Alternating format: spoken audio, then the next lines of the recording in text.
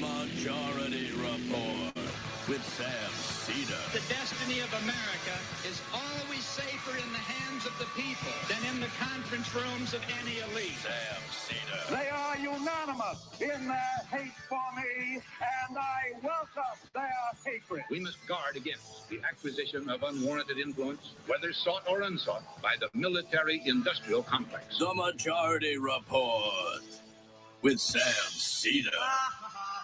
Ever get the feeling you've been cheated?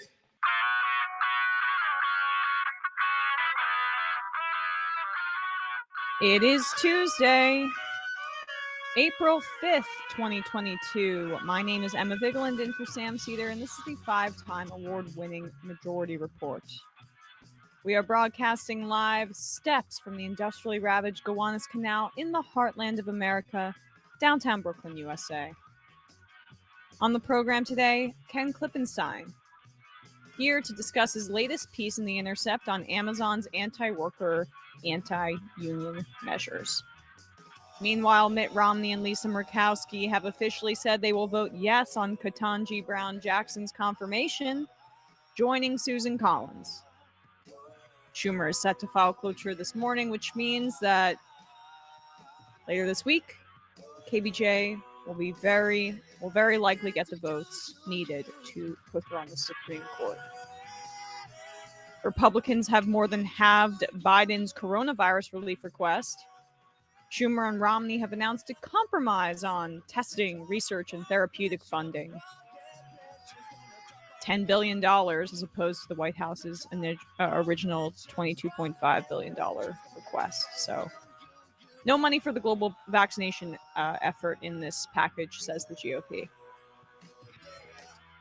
In Ukraine, Russian forces have appeared to retreat from Kyiv, but military experts warn that this could be a way to reposition and ramp up its attacks in the Donbass.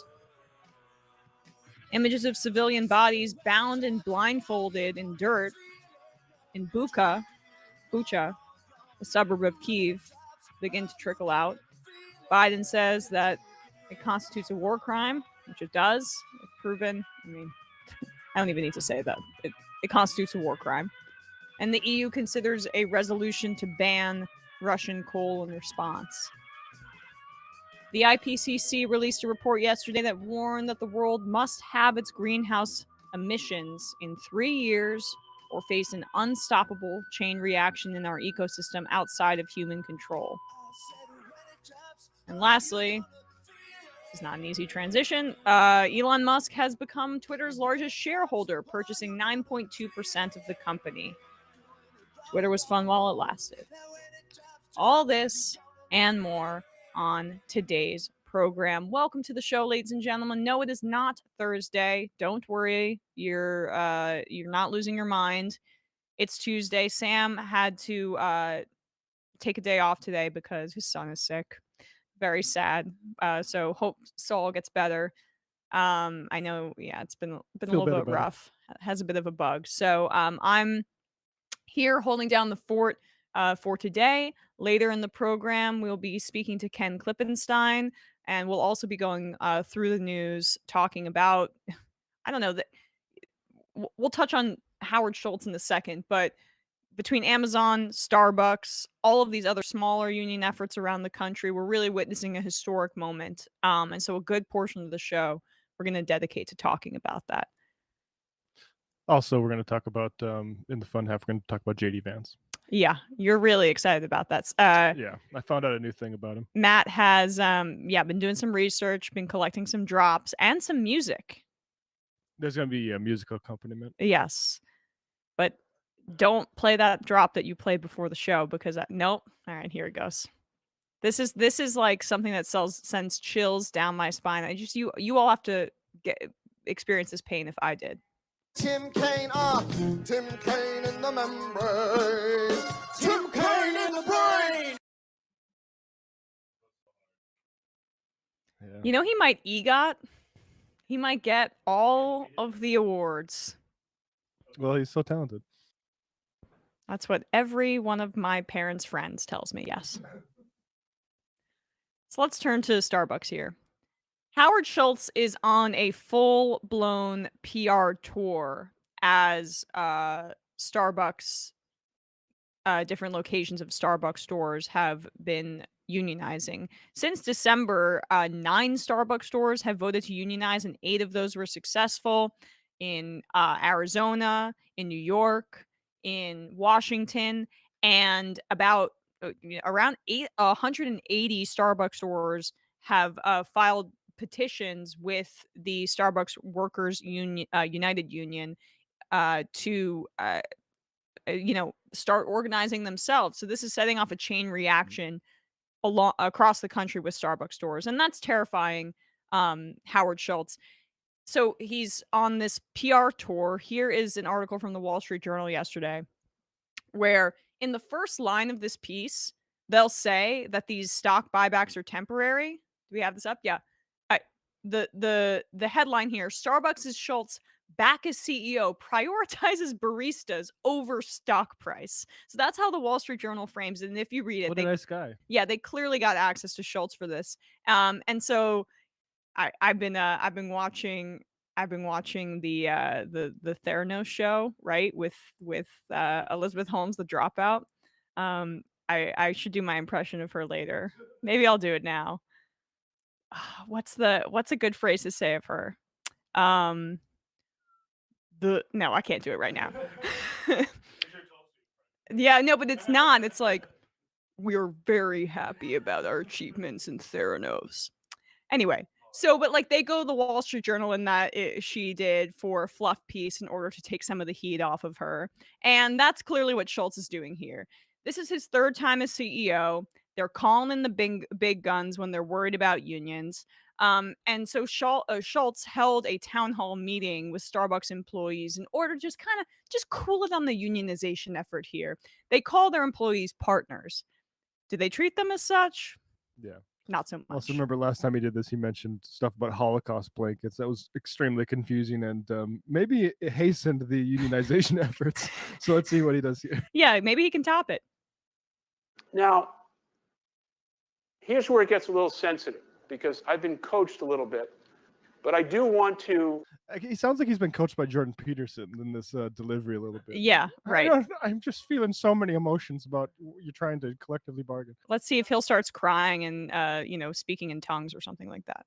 Now, here's where it gets a little sensitive, because I've been coached a little bit, but I do want to talk about something pretty serious.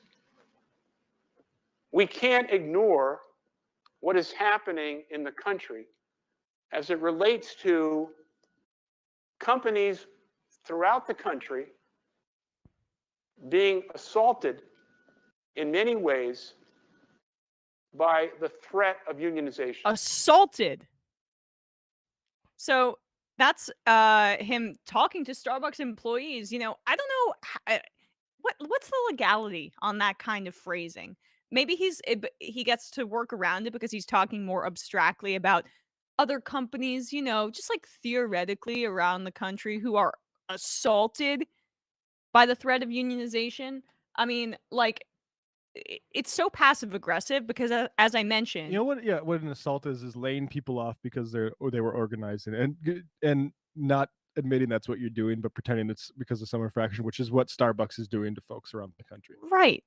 And like then they have these cozy town halls where Howard Schultz calls them partners while behind the scenes retaliating against them for unionizing. I mean, I didn't realize that unionization was like an act of violence against a company. I mean, that is Capitalists, it is. Hey, for them it is, and that might be the only instance in which I'm in favor of that kind of stuff.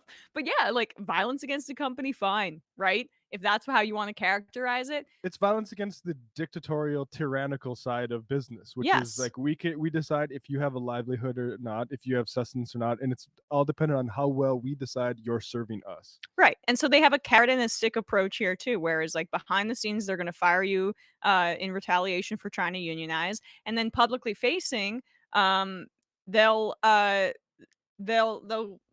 try to use all this flowery language. Howard Schultz is calling you a partner. He's doing a town hall in an open forum where he's not even on the stage. He's in the center of the room. He's one of you, even though this is his third time as CEO coming back to the company when they really need somebody to stamp out unionization efforts and make sure that Starbucks is as profitable as it once was. It's like he's going for the youth pastor vibe with this layout they got here too. Yes. Makes it a lot cozier there. So again, that was at the town hall that was held by Howard Schultz there. But he didn't stop. He didn't stop there. You know, you don't worry, Starbucks employees. They're temporarily pausing stock buybacks. You may not be able to join a union, which would raise your wages, improve your working conditions, which were terrible under COVID, and lovely lefty or pretend lefty Howard Schultz didn't seem to care about that whatsoever. But you will maybe get an NFT.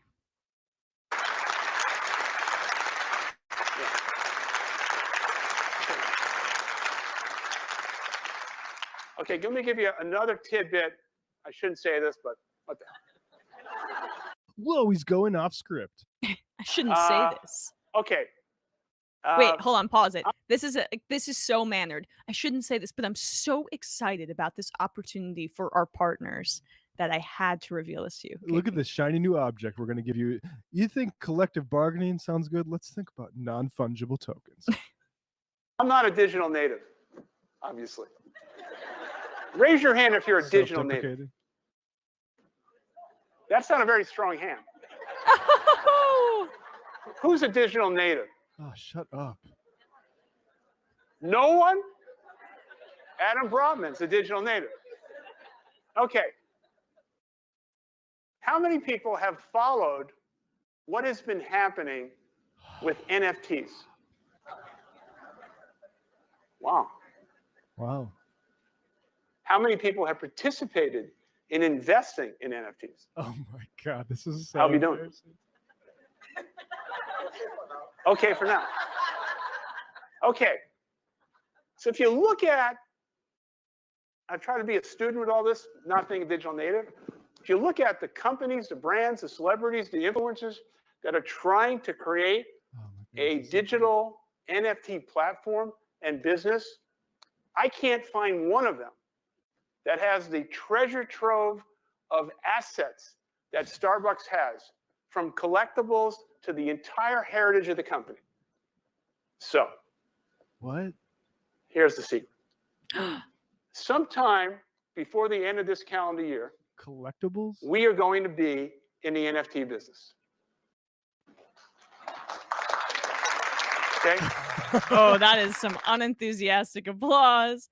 So what does that even mean? I mean, again, it's just like distract you from maybe organizing with your employees. And by the way, fellow employees, Howard Schultz has tried this. You mentioned that he had this other town hall, but he had meetings, I believe, if I'm not mistaken, with like in person with stores that were trying to unionize because they were so terrified of this.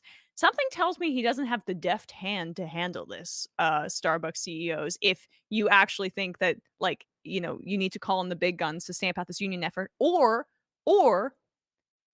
there's no amount of flowery language or NFTs or pretend end to stock buybacks that can get in the way of workers understanding their value and their worth and how they need to be paid a living wage and more. And need to, I mean, in the end, the goal is for workers to own more of the means of production. But at least in the interim, in these major corporations like Starbucks, there needs to be better working conditions and better wages. And like that has been what has come out a lot of this pandemic and what we're seeing across the country is an understanding that there's power in numbers. And you can stand up to people like Howard Schultz, no matter how many, you know, bored apes they throw at you and Wall Street Journal pieces that they collaborate with the author on to make themselves look good. It's the perfect demonstration of this whole crypto thing as just the new shiny object that capitalists are using to distract people away from demands of like decommodified healthcare and housing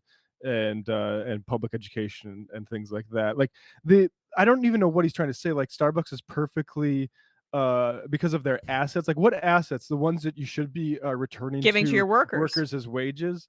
Because like the only other kind of assets that make sense as far as the collectibles go are like the NBA has assets in terms of like IP over players, or Disney has assets over like characters that that make good for like Burger King toys or whatever. Yeah. I don't understand what Starbucks has that is at all similar to that.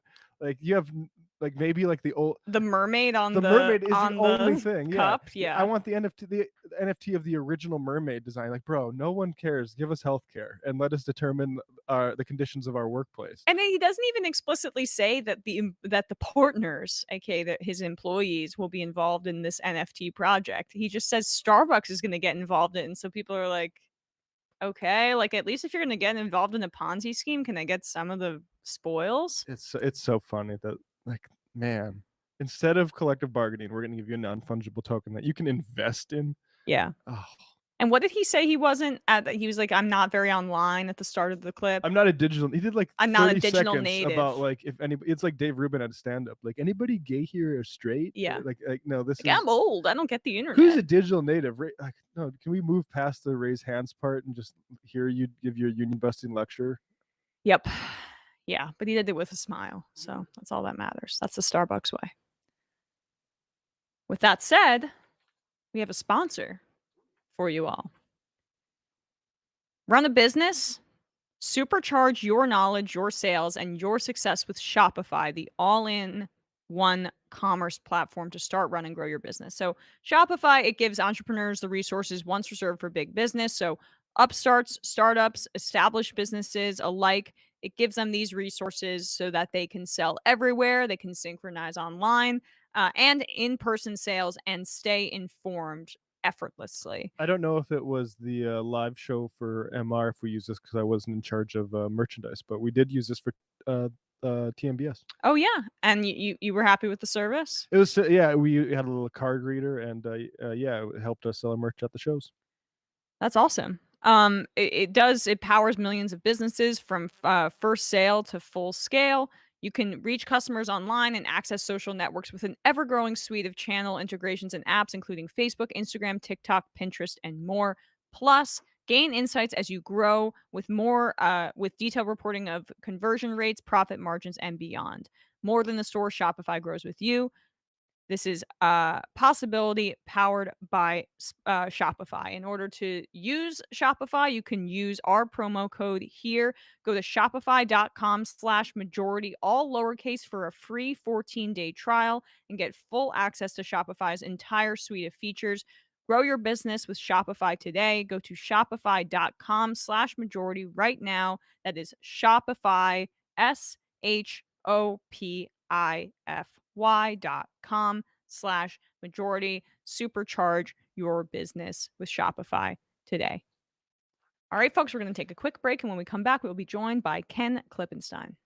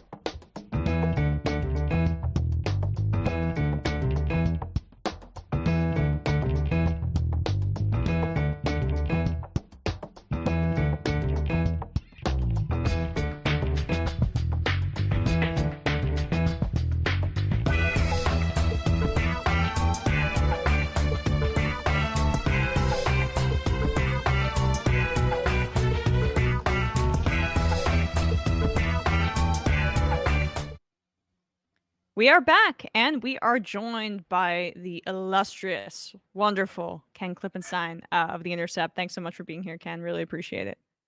Hey, good to talk to you, Emma. Yeah, good to see you. You have a new Amazon piece out that I definitely want to dive into because one, it's newsworthy and it's timely, but two, it's dystopian and oddly, darkly hilarious in its own way as well. But first, I just wanted to talk a little bit about the background for this because, you know, there people might who watch the show have heard of Chris Smalls. They've heard of this Amazon effort for a few years now, but like I think the unionization effort, that is. I think like telling a brief summary of where it started to where it is now is useful just to get people to remind people of really how this was a David versus Goliath situation and how this started due to the fact that Amazon was not respecting its employees' health concerns and safety concerns at the start of the pandemic in April. And that's really where this started in Staten Island, I guess specifically. And now 2 years later, it's been this massive success. So, do you mind just giving a quick bit of background on the Staten Island unionization effort or Sure. success now? Sure. So what's interesting about what Chris Smalls is saying is in his tweets and his statements, he said, if Amazon had just given us a little bit earlier, we wouldn't be asking for all this stuff later now that we are, but they forced us to because they wouldn't give us a little bit earlier. And that little bit was in 2020 during the onset of the pandemic. One of his coworkers came down sick with COVID, and he and other workers in the warehouse, I think it's a fulfillment center in Staten Island, were concerned about the lack of safety protocols. I've been reporting on Amazon for a number of years now, and I got all sorts of tips from people at fulfillment centers, just like he was at, saying that their bosses were not making reasonable accommodations for them to, for example, social distance, or to have workers come in at certain times so that you don't have everyone standing shoulder to shoulder and creating the conditions for spreading this terrible illness. And so when his friend came down sick, that was sort of like the straw that broke the camel's back, and he and a few coworkers took part in a walkout just asking for basic workplace protection so they wouldn't catch COVID. And he was fired as a result of that. And what was extraordinary about that is that after he was fired, that's really the genesis of this whole union effort. It sounds like, they would have been fine to just have the, like he said, the little bit early, just these reasonable accommodations so they don't get sick. And once he was fired, it's like, well, might as well go for it. Let's try to unionize this thing. And it was unusually vitriolic the way that Amazon went after him. So an internal memo leaked from senior management, including Jeff Bezos, took part in a meeting where they said, this young man, he's about 33 years old, he's black. They said, and they made a statement saying, we want to make this guy the face of the movement because he will discredit it because he's, I'm trying to remember what the wording was. This memo was published by Vice News. It was, he's inarticulate and not well spoken. And, people can make of that what they will. It sounds to me like there's a certain, racial overtones to how they're saying those things. And lo and behold, that guy that they thought was inarticulate and I think they said not particularly smart, he ends up pulling off the biggest upset in terms of labor victories in decades. The former chief labor correspondent for the New York Times said this is the most stunning labor victory I've seen my entire career. He's been covering these things for like 40 years. Yeah, and it's that's such a striking detail in comparison to I was reading a piece in the Prospect where they interviewed a bunch of the organizers who worked with Chris between how they describe Chris, his fellow employees, as one of the best employees there, and how it was a shock to the system that he was fired versus how the corporate structure describes him, which is like filled with contempt, in derision, dismissiveness, racism, and just like plain straight up plain disconnection from their employees altogether, because if they knew how he was perceived in the Staten Island center, they I don't know, they maybe wouldn't have made that move, although maybe they're arrogant enough to do so anyway. Yeah, it's really striking. I should point out too that he managed to unionize this independently without the support of an established union. And so, if they had succeeded in unionizing with an experienced union, of the sort that is helping the folks in the fulfillment center in Bessemer, Alabama, and are getting really close, but did not have the blowout that Smalls and his group did in Long Island. That in itself would be an amazing accomplishment. But to do it with no established union backing, the money and experience that brings with it is really extraordinary. 100%. And you mentioned some of your other reporting on Amazon plants. I just wanted to remind people that this is not, the only reporting that you've done on Amazon as well. In December 2021, there was a tornado that killed 6 workers in Illinois, and you spoke to some people about how they basically got zero emergency training. If you don't mind just talking about that, because I do think it paints a broader picture about Amazon's practices. Yeah, so in that story, I spoke with a former Amazon, it was a safety expert. She had worked in public safety for a number of years, and so she was familiar with what tends to be the processes in industrial facilities and workplaces. And she said that by and away, this was the worst that she'd ever experienced. And like you said, they didn't have protocols in place for, in the event of an extreme weather event, what kind of best practices in place for what to do. And these, in addition to that, it sounds like the warehouses are not built in such a way that it's going to provide workers the protection they need in those kind of situations, which is going to only be more and more of a concern as climate change increases the extreme weather events. And so after speaking to her, I was sort of surprised by that, because I figured I didn't think Amazon was going to be great, but I figured maybe they'd be more or less like the rest of the sort of workplaces that people go into. And so I started interviewing other people. They told similar stories of fires going on and not being evacuated for, in some cases, I think it was like a couple of hours before they even were taken out of the facility in Phoenix, Arizona, if I remember correctly. And so I just kept hearing more and more stories like this. That's the theme of all of the reporting that I've done in this, is thinking I have some sense of that it's not great, and then realizing, whoa, it's significantly worse than I thought. Yeah, and just my main takeaway from that, and also just Chris's initial firing, is like, he was fired in April 2020 for making these complaints about COVID. Do people remember what we knew about COVID in April 2020? I think a lot of people, we eventually masked, but that must have been maybe a week before the masks were recommended at a certain point. Like, in March, I was still going to the drugstore with gloves on at the start to pick out groceries. I mean, there was not even an understanding of how the virus was spread. And so that's how quickly Amazon forced its workers back into working under these conditions with very, very little knowledge about what the virus was and how their safety would be impacted. So just, Yeah. that paired with your other stories just shows how worker safety is not even there's barely a priority there, if not there's zero priority taken. Yeah, the strategy of the company is to just, get the most productivity out of a worker that you can and discard them. I mean, that's literally the strategy of the company. They don't intend for you to work there for, like workplaces of the past. You talk to somebody who worked for Ford in the 1950s. It could be a lifetime union job they could look forward to. Amazon's fine if you want to come in and work on a part-time basis for a year as a contractor, and then you leave. That's their business strategy. Yeah. So let's turn then to your latest piece. So Amazon is basically in response to, or this was in the works before, but it definitely sheds light on like how they're likely to respond to hopefully more unionization efforts throughout the country. They are planning on using this internal messaging system that blocks terms like slave labor, prisons, restrooms, aka if the employees are complaining internally on the messaging service within Amazon about the conditions on Amazon, in Amazon, it's not going to get to the other employees in their supposedly positivity promoting messaging app. Yeah, but the story was so absurd that when I first got the tip that from someone that I've known for a while and is surprisingly senior within the company, I thought, this can't be real. And I can't tell you how long I spent trying to verify and make sure that this is true, because it just seems so off the wall.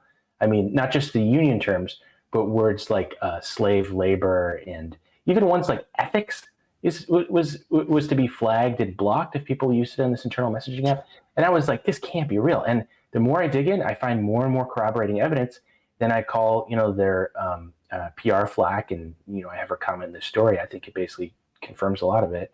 And, lo and behold, it's true. I don't even know what to say. It's shocking. It bespeaks an irrational attitude at the top, I think, to think that this is going to have any sort of effect. People aren't going to not unionize because you can't use the word union in your text, in your company text. They'll just go to iMessage or their personal SMS, their cell phone. So on the one hand, it's irrational because I can't imagine it's effective at what they would seem to be trying to do. And on the other hand, it seems like there's a lot of hubris going on. If you're going to do this and think that it's not going to leak eventually, I would imagine employees are going to notice. If you look at this is based on a lot of documentation that I was given, kind of detailing the program. It said that it wouldn't notify the other user when it was sent through. So, maybe they wouldn't notice it at first, but I have to imagine over time they're going to be like, why are certain messages not going through? What's that about?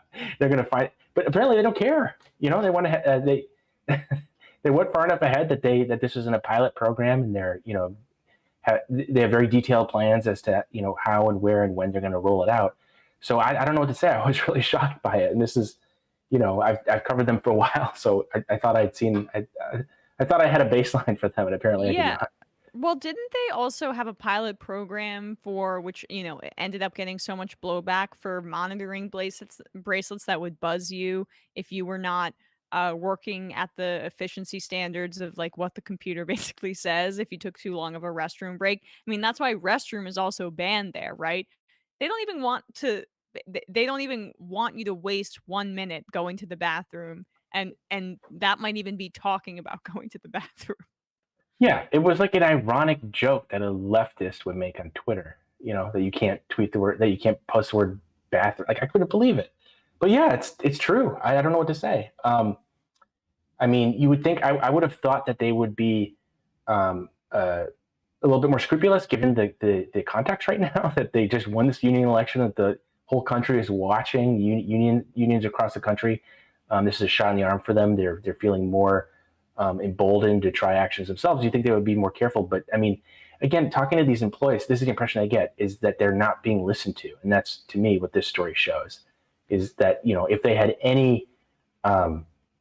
paid any sort of attention to employees, they wouldn't be doing this stuff because they would understand how poorly it would have been received. Right. So can you take us to the internal meeting with these executives in November 2021 when this was floated?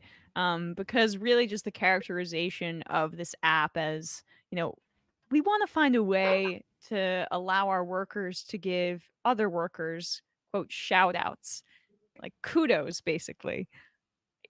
And then on the side, we're also going to monitor it and block certain phrases from being used. But union busting is definitely not the primary objective of our messaging service. Talk a bit about that. Yeah. So in November of last year, there was a high-level meeting involving company executives. One of them was the CEO of the consumer side of the business, Dave Clark. And so they were all discussing, and Dave said, we got to make this app that's going to improve employee retention, because they have serious retention problems. You might wonder why that is, but it doesn't, to my knowledge, they didn't address that there. They were talking about how to solve it. And so one idea they had was to come up with this app, like you said, called shout-outs. You're supposed to shout out other coworkers that you think are doing a good job. And the idea is that this is supposed to raise morale, keep people around, and encourage sort of one-on-one interactions. It's not supposed to be like a board that everyone can see. It's like one-on-one.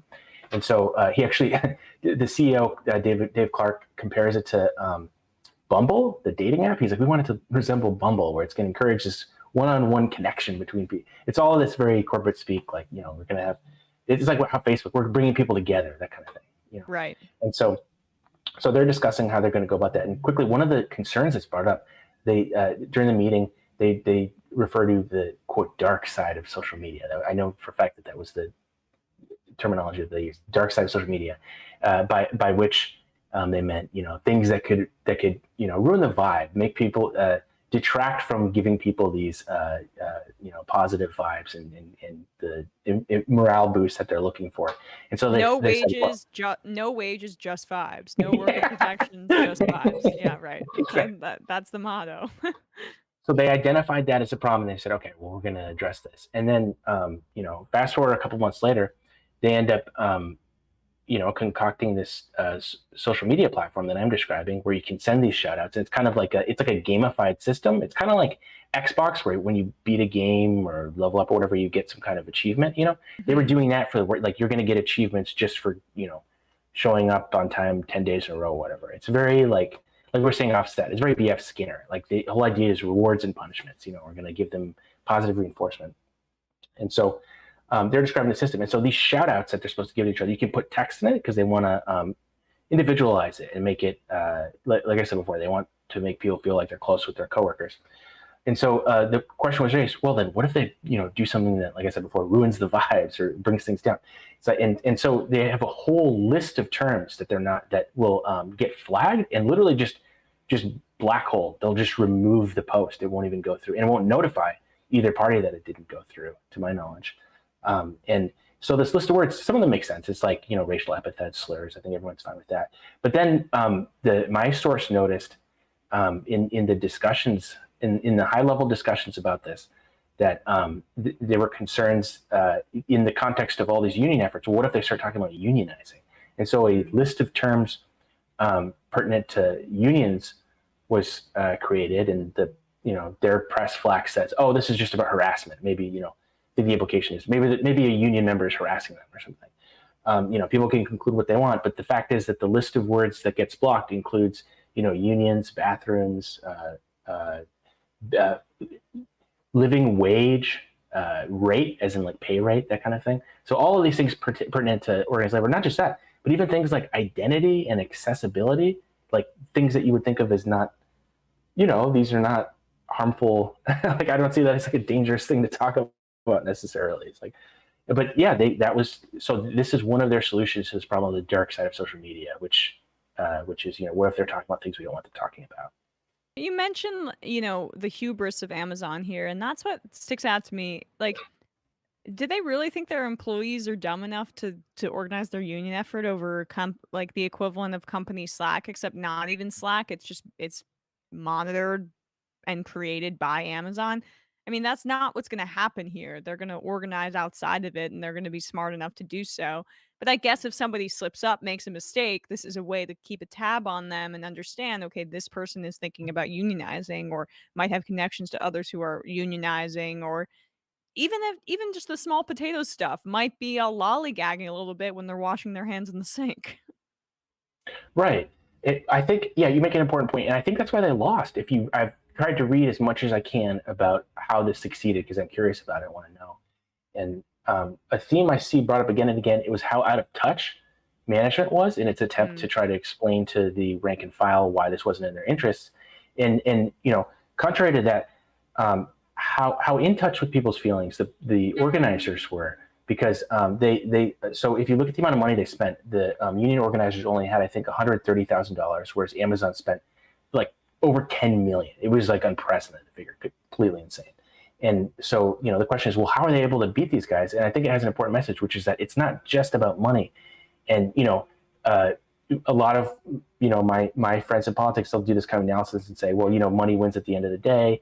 What can you do? Campaign finance is what it is. The reality is that's not the only domain in which conflict is fought. I don't think. There's also questions of, who's popular and who's able to articulate something that resonates with people. And it turns, and I think the common sort of motif to all of the reporting around how they succeeded was that they were able to capture the sense that, oh, this guy's more like me than these anti-union corporate consultants that were brought in. And so I guess I'll trust the guy that's like me. Well, that comes back to like the point we were talking about at the beginning, which is the complete disparity between how Chris Smalls' fellow employees talked about him as an employee in the warehouse and also as an organizer versus how the corporate ghouls spoke about him in these like condescending terms. It's just, that is indicative of the whole that is the whole problem pretty much right there in front of you. Yeah. 100%. Yeah. Yeah, so I wanted to talk about how this is not, or ask you if you could talk a bit about how this is. I say that all the time, geez. How this is nothing new for Amazon. The fact that they have tried these social media programs in the past. They infamously a few years ago they had that 2018 Twitter, what was it? Twitter army bot? Yeah, armies? it was like a bot. Well, what's interesting about it is they weren't bots, which is what was particularly disturbing to me. So they had all of these Twitter accounts with maybe like a couple hundred followers, and then it would have the box emoji for like the, you getting your Amazon box shipped to you in 2 days or whatever. And they would all say these really creepy, it was kind of like a North Korea sort of thing where it's like, we love working at Amazon. The leader is very fair and just. Or so. I don't remember what the statements were. Everybody's creeped out by it. They were all like, oh, must be some kind of bot thing. So I started looking into it. And what I found out from internal documents describing the planning around the project was that these were actual human beings that were typing these things. This was not automated by any means. It's sort of like a Philip Dick novel where it's like, oh my God, the robots have converged so much with humans that you can't even tell the difference anymore. And what does that say about humanity? What does that say about a robot, about automate?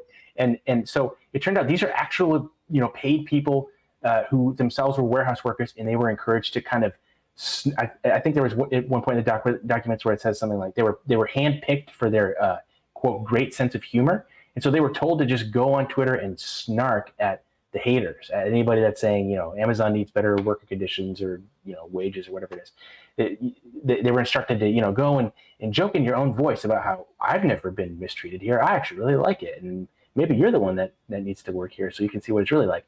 And so they had it was a bunch of accounts, and they were all instructed to format their like Twitter bios in the same way. So you knew that they were called like Amazon online ambassadors or something like that. And it's just indicative of, what happens when you have a $1.5 trillion behemoth of a tech company. They're going to start, trying these schemes and try, it's kind of, it's a very Silicon Valley culture where, we're going to have this clever sort of, web 3.0 solution to everything. And I'm sure, I imagine they thought at some executive level, they're like, oh, this is really going to get the detractors when they see all these employees talking about how much they enjoy working here. And of course that became a huge meme. Everyone was horrified by it. So again, I would say the theme is like just being fundamentally out of touch with how ordinary people think, that they would think that this army would be reassuring to anybody. It's like an inside outside strategy too. Like we'll have an internal social media where we completely clamp down on what people can say, and then externally we will have a social media blitz, which is like basically completely artificial and manufactured, where we talk about how amazing the dear leader is and how wonderful our conditions are, as we're stifling any kinds of dissent internally. And I just want to like go a little bit before we let you go through some of the words that are blocked here. I hate, that's the term that you can't say. Negativity. Nope. You don't want that negative. You got to get that negative energy out of here. Right. It totally ruins the vibes, and you're not able to give your shout outs to your other fellow employees if you're talking about how much you hate working there.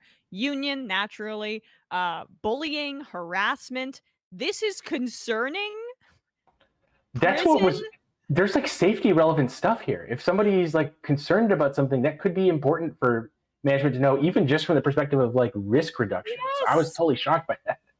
Prison, threat, diversity, ethics, slave labor, plantation, unity, vaccine, representation, unfair, freedom, restrooms, robots.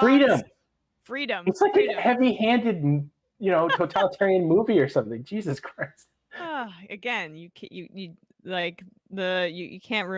mess with the vibes there. But yeah, everybody should check out Ken's piece because you dive a little bit more deeply into this. But Ken Klippenstein, reporter for The Intercept, you've been doing great reporting on or Ken Klippenstein. I'm sorry, I always mix those two up. Doesn't matter. I was like, did I say it the right way? No, I said it the wrong way. That's a risk you take when you have a bizarre name, and I'm okay with it. Yeah, I mean, but the alliteration, you make it work. And I'm also, Sam's just rubbing off on me. Ken, everybody check out his reporting over at The Intercept, and I'm sure you'll have more great stories to come. Thanks so much for being here today, dude. Really appreciate it. Good to catch up with you, Emma. Yeah, good to catch up. All right, folks, we're going to take a quick break, come back, talk a bit about the Ipcc report out of the United Nations from yesterday. It's concerning. Be right back.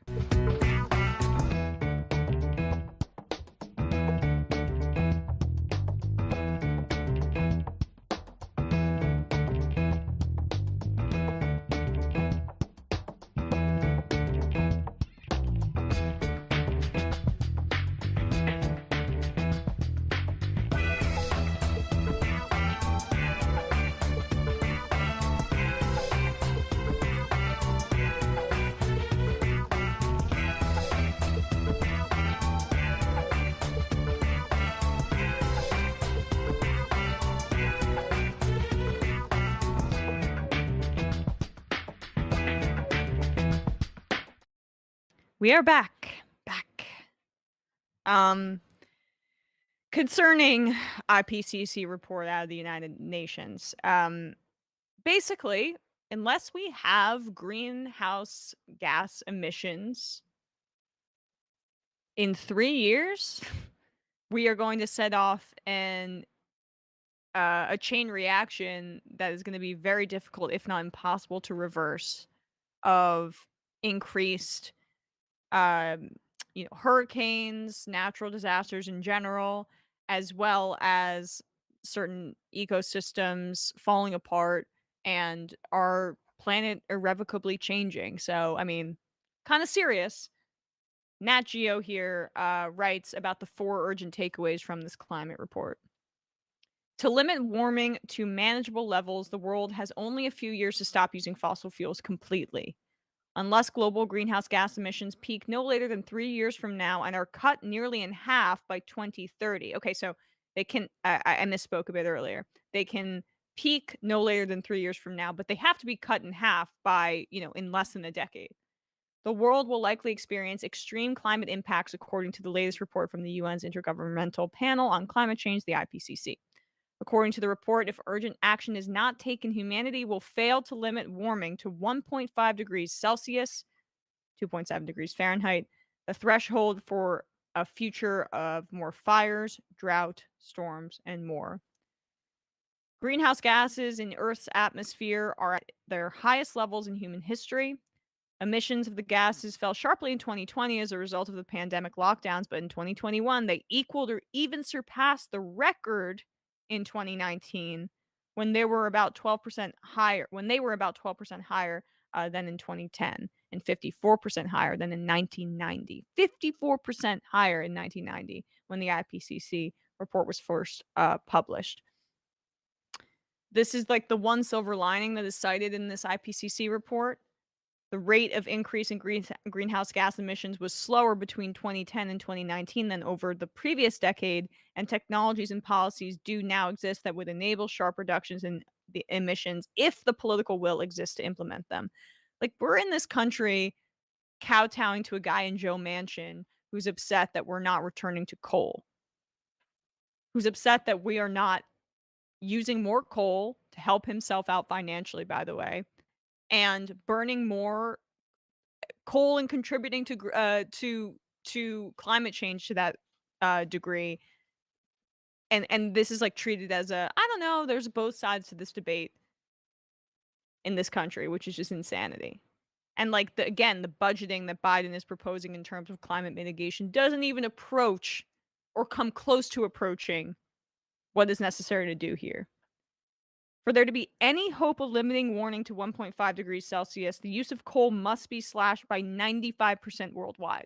So, as we're having a debate on whether or not, to what degree we should use coal in this country, right? I mean, it's a good side. One side says this, one side says that.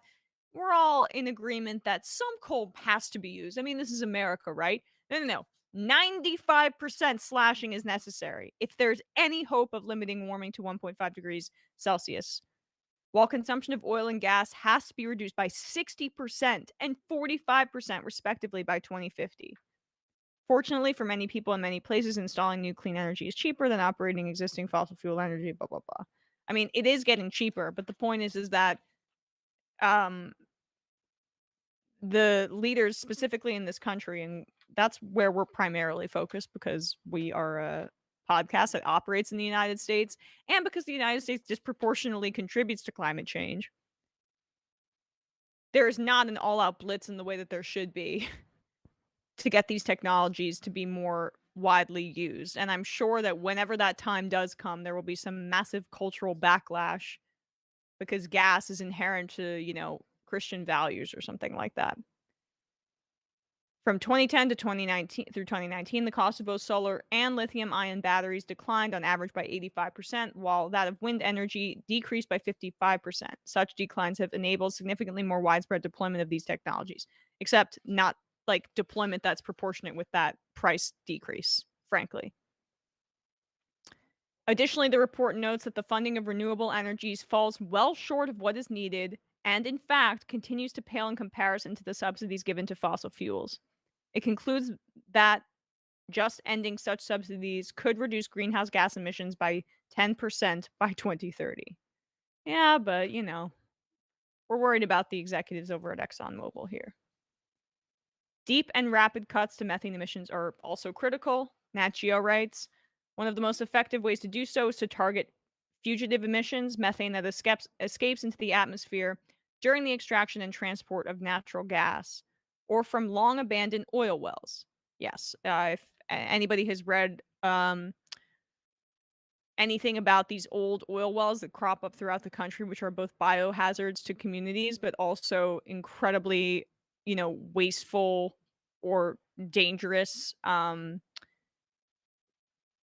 areas that are old oil wells that are still releasing a ton of methane. Like, there needs to be a deliberate shutdown of those, and the Biden administration should prioritize that. I think it's pretty dangerous to do so, but that's why the government needs to fund money to do so safely. Because not only is it contributing to climate change to this degree, it's also hurtful to communities, as I mentioned.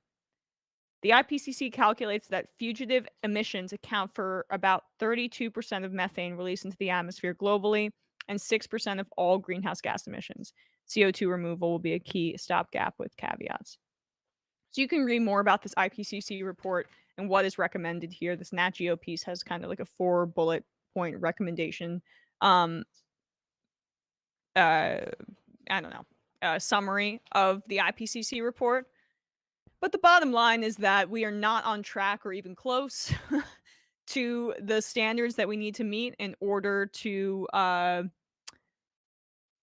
go down a path where we have no way of getting back in terms of the effects of climate change. And I know that that's depressing, but this is part of the issue with the fact that we elected a weak centrist as our president, and the fact that before him, the president Trump, he slashed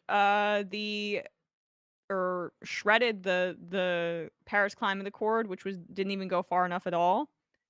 And neither of these presidents have made any meaningful step forward in terms of our mitigation efforts and cutting down on greenhouse emissions or methane emissions. So, I mean, that we're exactly where we would be, understanding that the oil industry for over a century has been basically a instrument of, I don't know what you want to call it, fascism maybe, whether from like Standard Oil, or you look at literally who was fueling the planes for Franco in the Spanish Civil War, the planes that were provided by Hitler.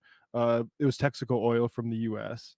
Or whether it's BP in Iran. Like these industries are the ones that need to be partners in any sort of coups over the past like hundreds of years. And that's why we don't have a real democracy here either. Our democracy is a complete sham because this isn't a real debate among people. This is the debates you see on cable news is a simulation designed to obscure the reality that we have these powerful interests that have basically controlled governments by violent means or sort of covert means of just money influence. And they have foreclosed democracy to the extent that we might not be able to save the planet from ecological destruction. And so like the idea that they could be partners, no, we need to get to a point where we are nationalize these people and treating them like the outlaws they've been acting like for 100+ years. Yep. I mean, and like, again, this is at the forefront of the debate in terms of Russia and their invasion of Ukraine right now, and yet we're not having an existential question about our reliance on oil and gas. Like, the EU is maybe going to adopt a resolution that bans Russian coal. Oh, wow. Oh my goodness, right? Like, okay, that's fine in terms of like a reaction to what we're seeing in Ukraine and to the invasion. But this is why I was hard on Jen Psaki when she was answering these questions from Ducey and other right-wing journalists about what's it going to do to gas prices if we impose these sanctions and et cetera, when really it's like Russia's invasion that has set gas prices to this degree. Like you have to reset the conversation And you have to say, well, no, this is why we need to get off of fossil fuels, because our reliance on this is a national security liability. She can phrase it that way. And it's also untenable, because we are at the whim of these petrostates and these massive countries that are very oil rich. And it creates insecurity among the general population here. And we could, instead of just drilling more here, we could think a little bit more. We could think big for the first time ever and try to implement a Green New Deal. And yet, we get, none of that. We get none of that. The fact that we have a Democratic president and we're not talking about climate change like this, I mean, at least once a week, and they're not resetting the conversation in that way. I mean, it's depressing. The reality of the situation is they don't plan to address it. The Joe Biden and those folks, they don't plan to address it. It's going to be mitigation, all mitigation, and trying to, get whoever on the ark that you can. All right, folks, with that, we are going to head into the fun half. But first, I hear Nomi. Oh, wait, they don't hear you. They don't hear you yet, Nomi, but we're going to bring you in a second. But first, Matt, what's happening over on Left Reckoning? Wasney Lambre is going to be on Left Reckoning tomorrow evening. We're going to be talking about the player empowerment era, what brought it about, whether that's an accurate description for it. And for instance, like, say, and I don't know if this is the case for either Kyrie or Ben Simmons, but an athlete has enough money to just say, I don't need to play this year because I'm not happy. And I like to see, the best athletes on the court competing at all times. That's a difficult thing. But from a worker empowerment angle, that's a very interesting state of affairs for players and owners to find themselves, and how people react to it, I think, is going to be really interesting. This is similar to that Applebee's memo that said it's going to be good for us that people can't afford their bills, like for gas, because they're going to need to work for us. What happens when the workers can actually decide if they want to work or not? So that's tomorrow night, patreon.com/Left Reckoning. We also talked to my buddy Chris about his run for office in Dallas and the attack on public schools through the guise of anti-CRT and anti-LGBT sort of hysteria campaigns that are aimed at peeling off support for public schools in rural areas. So you can check that out, patreon.com/Left Reckoning. Nice. All right. Bradley's going to bring Nomi in. Here she is. But let me just say, let me just really say really quickly, this is like a new era in the NFL too. And I think like the NBA really led the way in that. I just want the lower and middle class of these leagues to get the same treatment and same workers' rights as the upper. But oh man, you see what happens in minor league sports. It is not pretty. Not pretty. Nomi, how are you? I'm lovely. How are you guys? Doing well. You might have noticed that it's just me today. Sam's son is sick, so he's out for the day, but we'll be able to break down some of these ridiculous clips we have teed up in the fun half. I'm so excited. It's not International Women's Day. I can't believe he let us be on together. I know, right? Outside of the one day. No, I'm kidding. That's the last time. For those who weren't watching, that's the last time we did this. Yes. But what's happening over on the Nomi Key show? So we, tonight on YouTube and Rockfin, we have Tom Hartman on, who's going to talk about, he has this hidden history series that he's been doing, because Tom Hartman just generates so many books. It's incredible, actually. But this one is on Big Brother in America, how the death of privacy and the rise of surveillance threatens the US and our democracy. And then tomorrow, during our normal time at 8 p.m. on YouTube and Twitch and all the platforms, we're going to be talking about SCOTUS's rejection of the GOP redistricting maps in North Carolina and Pennsylvania, and how that affects, everything from how Democrats are going to turn out, but specifically AAPI electorate in the midterms. Because in North Carolina, you see a lot of shifting immigrant communities, Georgia, of course, as well. So it's fascinating conversations with Varun Nikor. And then it's Solidarity Wednesdays. We have Ben Dixon on, and then Arun Chowdhury, who's going to be talking about what's happening in Europe, the rise of fascism there, because that's his beat. That's what he works on.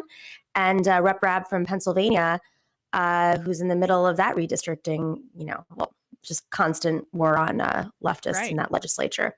So, and then speaking of education, on Friday, we've been doing a lot on education because it's not just an attack on rural education, it's an attack. The largest Democratic donors are the teachers' unions. And it's also the largest group of public sector workers, and it's majority female led. So Republicans always find a way to kill like 85 birds with one stone, and they're doing it with whatever culture wars they have, including, going after school board members in California, which they did very effectively with the recall.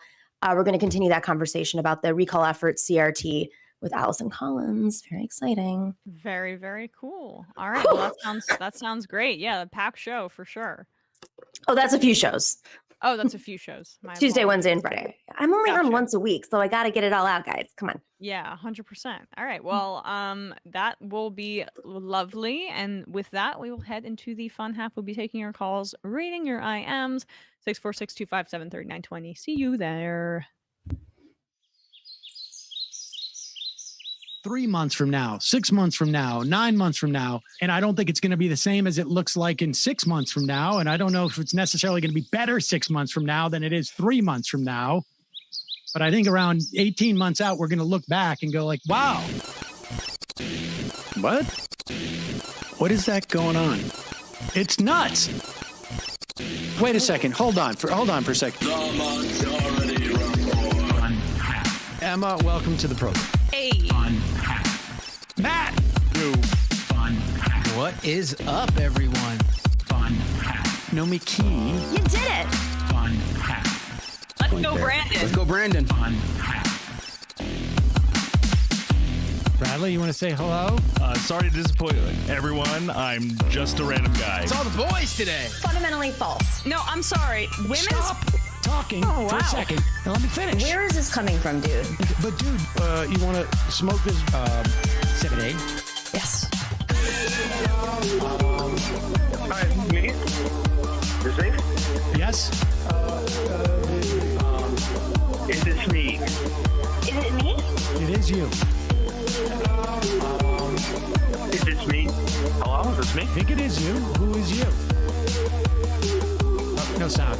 Every single freaking day.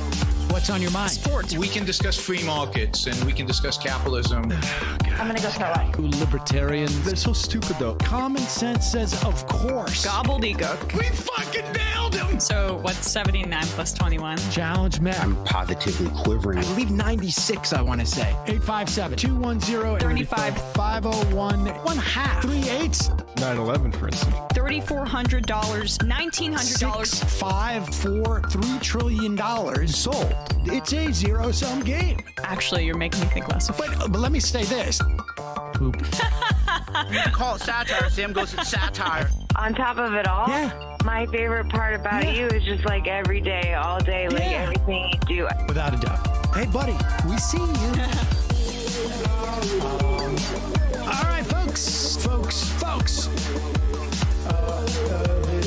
It's just the week being weeded out, obviously. Yeah, sun's out, guns out. I don't know. But you should know. People just don't like to entertain ideas anymore. I have a question. Who cares? Our chat is enabled, folks. I love it. I do love that. Look, gotta jump. Gotta be quick. I gotta jump. I'm losing it, bro. 2 o'clock. We're already late, and the guy's being a dick. So screw him.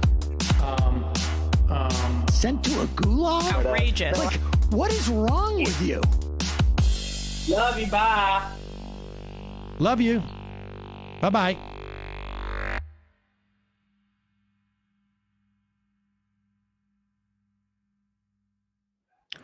We're back. Nomi and here in studio, I was trying to see how I could continue to workshop my my Elizabeth Holmes impression. Have you been watching that show? Oh yeah, I have.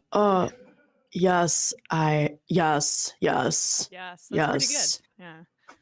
I've been working on it. It's like if you pitch shift your voice down like a note or two. We are very no wait. It's Emma. I can't laugh. It's hold on. We are very excited about our achievements over at Theranos. It's like I can do that. I can dip into the lower register. We'll see. Oh, I left the voicemail on. Okay, hopefully people can call in now. Oh my God, if you become a new patron, you get your voicemail done by Emma Vigeland doing Elizabeth Holmes. Elizabeth Holmes. Right. You have reached John Stevens. There we go. I mean, I should do that as like a cameo or something like that. I think that's what like NPR does, and I'm a little embarrassed that I just stole a really old crotchety way of trying to get patrons. Don't be embarrassed. There's a video we here. have it. Oh, I love this video. This is of how her voice changed. Like she accidentally slips back into her real voice right here. Yeah. Theranos to be like in 20 years. How's it going to affect our lives or touch our lives? We want to be the vehicle for real-time access to health information. And we want to be the vehicle for making early detection and prevention realities for as many people as possible in the context of seeing the onset of disease when there's time to do something about it. What's great about that is like that is how they all talk at all those Silicon Valley things. Right. I want to risk the imagination of a new possibility. It does Tulsi does the same thing, honestly. I know. It's your base. It's like the Andrew Yang like ecosystem. It's crypto NFT. There's like the circles of influence, right? Mm-hmm. But it's, I mean, like think about it. It's investor class. Having watched all these shows, these are people who deal with short-term investments, have the attention spans of like a TikTok video, want you to get right to the point. How are you going to make money? And then beyond that, it's like, do they have, an understanding of science, of literature, et cetera, et cetera? I mean, if NFT is their art, that tells you a lot. Yeah. Yeah. And also if they have connections to like somebody, like didn't Holmes have like connections like Kissinger? Or Oh, we can tell you all about it. Let's talk. Like, that's literally like what they look at before they invest. I mean, it's all complete snake oil at venture capital. Henry Kissinger is very interested in my Bored Ape. Henry Kissinger is not, and what's his name? The Schultz. Yeah. Who I was quoting earlier about the imagination of a new possibility, right? That's him. Yeah. Oh anyway. man. Is choir das major? Hey everybody, when I izquierda es mejor. I don't speak. Izquierda es mejor. Left is best in Spanish. In español.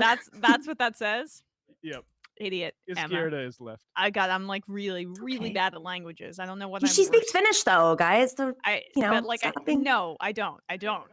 Don't spread that. I do not. I can say like 2 words, right? I think doesn't Pete Buttigieg also speaks Finnish? Isn't that his language that he pretended to speak? So annoying and niche of him. Yeah. There's like but he pretended, right? Didn't they catch him? That was something like that, or maybe it was Norwegian. It was Norwegian, I think. Also my heritage. Wait, Pete Buttigieg is the Elizabeth Holmes of our political system right now. I mean, I honestly think they'd get along. Oh, they would have probably went to school together. Yeah, a long lunch where they all just spoke in exactly the sort of jargon that Holmes was talking about. Right. Like, the onset of this opportunity is really the imagination to the new technology, to the healthcare innovation, to the Bored Ape. And all that's meant to signify is we think we're well situated to hoover up all the money that could be possibly made. Yeah. Electric cars by 2092 will save us from climate change. Oh my God. Yes, this IPCC report is a huge, huge bummer. Yeah. But anyway, wait, what was okay. Hey everyone, when I called in last time you two were running the show, Nomi had a positive reaction when I didn't catch the crosstalk when I mentioned I was from San Antonio. Just wanted to ask if she had any personal affinity for the city. And then they said something in Spanish that I can't read out loud unless I embarrass myself. Disfruta el martes. Wait, okay. Why? I don't remember what we were talking about. Just in general, San Antonio? Yeah, do you have any general feelings about San Antonio? Yeah. Okay. Sure. Now that I guess I'm the elder on the show, I think I'm the oldest one right now. I'm going to channel my inner Sam and go back in time. When I was like 12 years old, my dad did not like to fly. And we took a train ride across the country from Buffalo, New York to Tucson, Arizona to visit my grandparents. And we stopped in San Antonio at 3:00 in the morning. There was a 4-hour like train layover. And my dad becomes the mayor of every room he walks into. So he became friends with all the people in our car, our train car. And we wandered around the city of San Antonio from like, and you know, like 12 years old, like, oh my God, I'm awake at 3 a.m. This is amazing. From like 3 a.m. until 7 a.m. And we like went to this really famous bakery. I think it was Cuban, but I don't think that it must have been Mexican. I don't know why there would be a Cuban bakery there in the 90s. And it was so much fun. And we were by the canal and we went into that hotel where the canal goes through the hotel. In the 90s, it was like a really hot spot for a 12-year-old at 3:00 in the morning. Well, I have been there since. I heard it was like a really like my cousin just went there and she said it was like a low key but classier Vegas. Because like you can walk around with open containers and like there's a lot of little like artistry and like places you can go. I don't know. That was her characterization of it. I want to go there, but I've heard Like Austin's becoming too big. Like we did the Unity Reform Commission had a meeting in San Antonio a few years ago, I think 2017, and the flight that I was supposed to take, like there was an airline that went off the what's it called? The runway. The runway. So everyone's flights were canceled and I could only fly out of San Antonio. So we all like rented cars, went down there, had like a day in Austin, excuse me. I'm messing up my story now. San Antonio to Austin. But I realized it's like kind of a suburb of Austin now too. I didn't realize that. Because it's really close. Yeah. I don't know. Maybe that's my talking about airlines. Let's read some IMs. Nuki, Nuking is best says, I hope I didn't say something bad. Whatever. 10 out of 10 Holmes impression. Look at that. Majority Report wardrobe coordinator. I don't care what percentage Elon Musk buys. Ken Klippenstein will always be the one true king of Twitter. True. 10 lawn gnomes. Ohio GOP has proposed a bill that is almost word for word copy of Florida's Don't Say Gay bill. Oh wow. All right, we got to look into that. Let's take a call. Calling from a 706 number. Who's this? Where are you calling from? Hey, is this me? Yes, this is you. Who's you? I am Justin from Georgia. Justin from Georgia. What's on your mind? Saw some conflict, and this is like terminally online stuff, so apologies in advance, but I saw some conflict about like AOC's relevance towards the Amazon union vote that happened. And I'm wondering to what extent does it, I guess, matter to the left as a movement in general to deify or demonize, progressives who are the result of electoral politics. Like how much you should do neither, in my opinion. Right.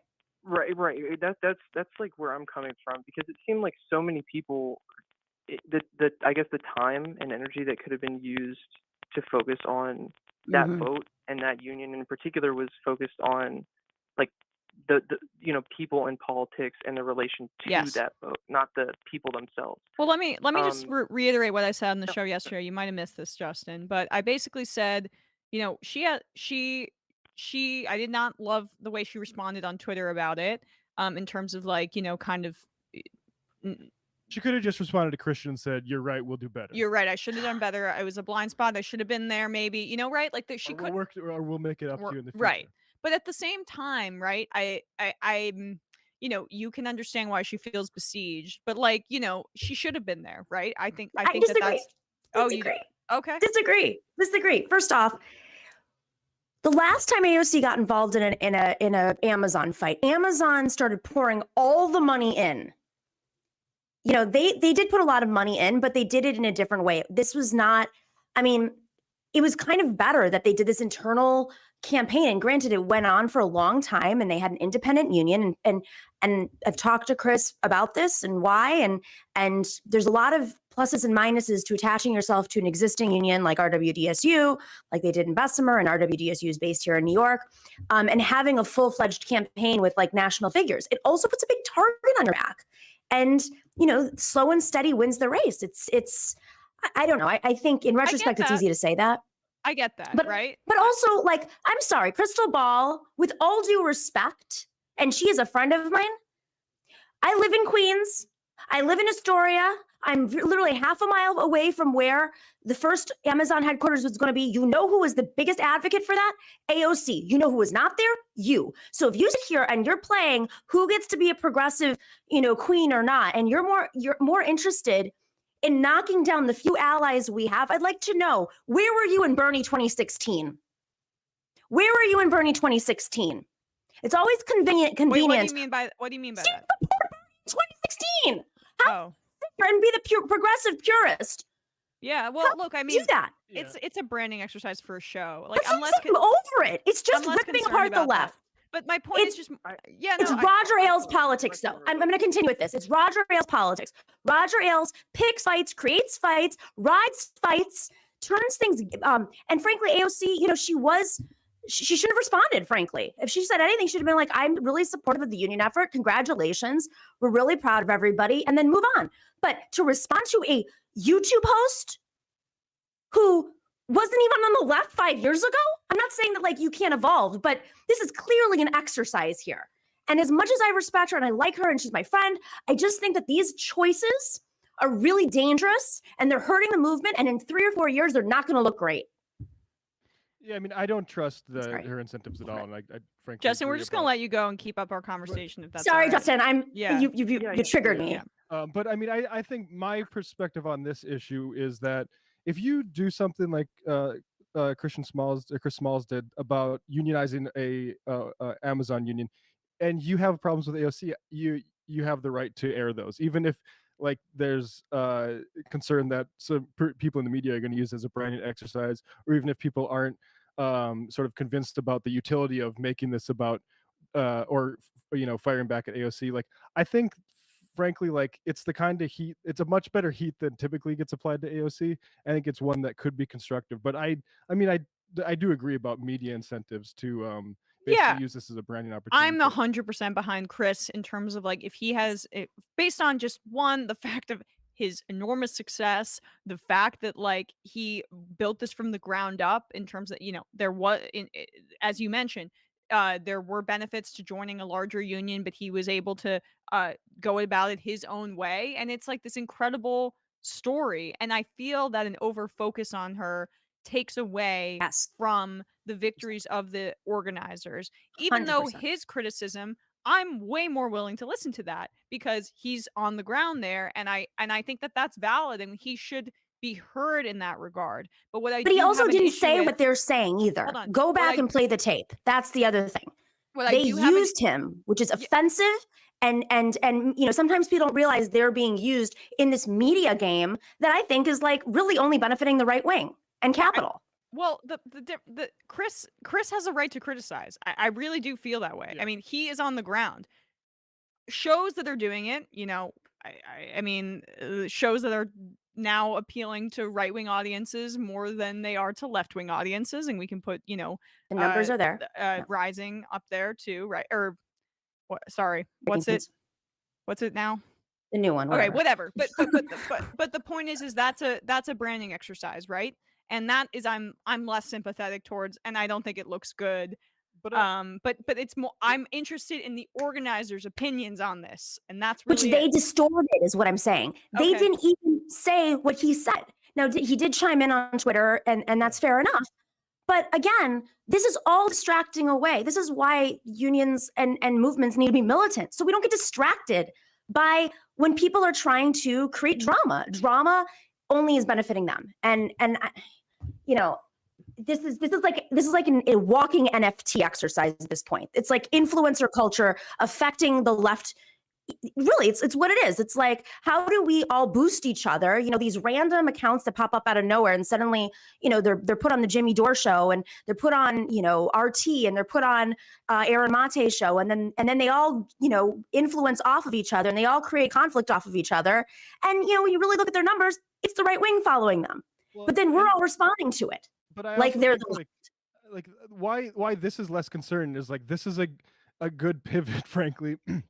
For those energies, like if all of a sudden they decide that we need to start helping unionize Amazon warehouses despite AOC, and that leads to actual more results like this, I think that's fine. And ultimately, if it doesn't, then we'll have like more to critique about why it didn't lead to anything productive. But I think like a lot, like Jimmy Dore, for instance, like if he wants to all of a sudden act like he's supporting unions for taking COVID safety seriously, I mean, it'd be news to the Chicago teachers that he was basically shaming into being saying they were fearmongers. And this is how this unionization effort started, was out of COVID's lack of safety precautions in April 2020. That's what Chris was concerned about. But why among other things. But that's why I guess like this is less concern to me, because it's like this is actually like a time for everyone to refocus. And we've said that too. We should have had more union organizers on this show, and towards something that's real, because something good actually did happen. And I think like it's I don't care about like Crystal Ball show. I never watch it, but like I feel like it's not.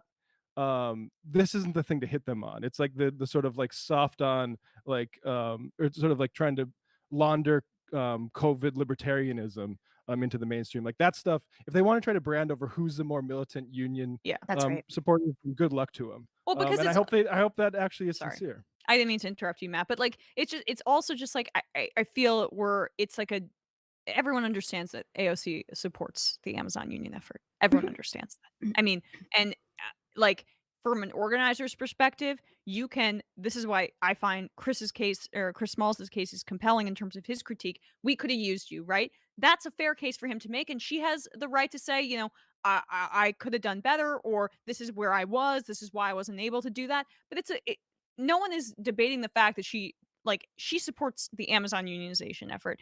And so like, then we're having a debate about tactics and whether she was there enough or whether she wasn't there enough.